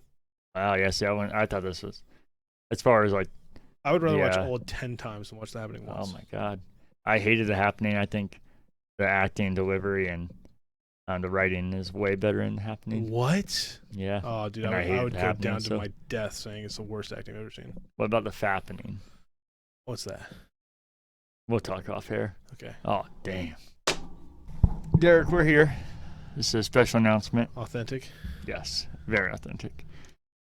So I was listening to a podcast, Rebel FM. Okay. I think you would actually like them a lot. It's not my favorite podcast, just one of my ones I have on the back burner. The current backlog? Bingo. But there's a guy on there named Anthony. He started talking about a game he loved on 360 called Marvel Blast Ultra. No shit. Yeah, isn't that? We found the third person. We found the other guy that played it? Uh-huh. Wow. But you want to know what he said? What? He's like, so I couldn't believe that they hadn't made a sequel. And so I looked up the developers and Garage Games? Yeah. I figured out that they formed a new team and made a game called Marble It Up. No fucking way. And if you Google it, it'll tell you it's on every platform, but it's not. But it is on Steam, how much which I know you would care about most anyways. I think $20. What the fuck? Yeah, I thought it was odd. Does it look good? It looks real good.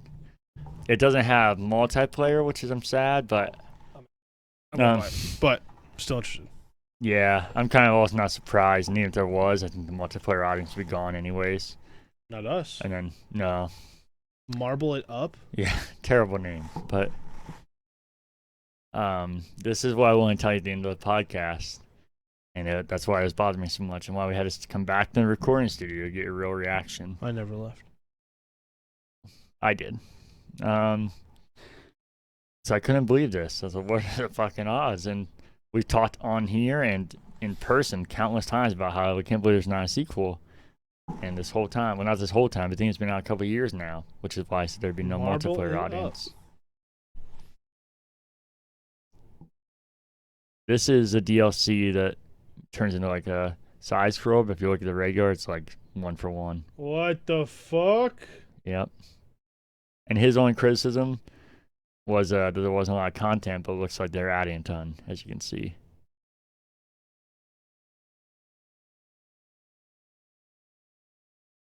Dude. Imagine if people saw what we're seeing right now. See, this is why we need highlights. We're like, oh my god, and they see a fucking ball bouncing off the platform. You could probably put this in there. Think so? Yeah. Okay, yeah, I'll do that because I know how cool this is, but I feel like anybody else is going to think it's like a meme or something that we're reacting to this. Isn't this crazy that's been here? Yeah, this is it. Yeah. You could probably also put the new Warzone map trailer. Okay. Because it's only like 20 seconds long. Like, dude, this is awesome. Does it have the release date? I think it's been a couple of years. November 16th, 2018. Yeah. Isn't that sad?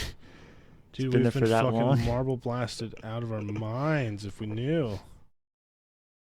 Why is going full screen make it stop? It's a shitload of maps. Dude. Also, is this not multiplayer? Oh, it's a ghost. Yeah, that's kind of cool though. I didn't know how that.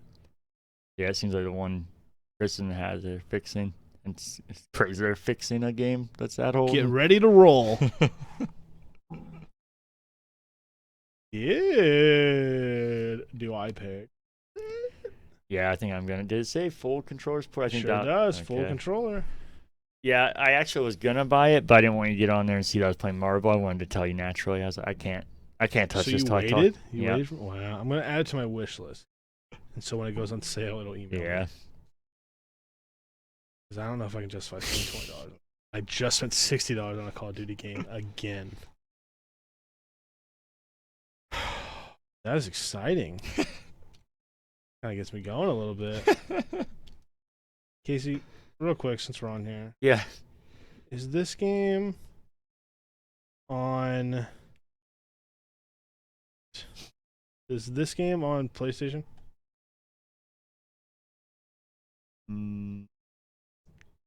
Don't think so. Fuck. For sure it's not. It's a fucking VR battle royale. Yeah, I feel like with their limitations, it wouldn't be able to. It wouldn't play well on there. How awesome this looks. You can fly anywhere, climb anything. I bet it'd be kind of hard. Yeah. But I really wanted to play it, but I just feel like I can't justify playing a BR and VR Oh. in my room by myself. All right. Well, are you ready to marble it up? I'm ready to marble it up. Oh damn.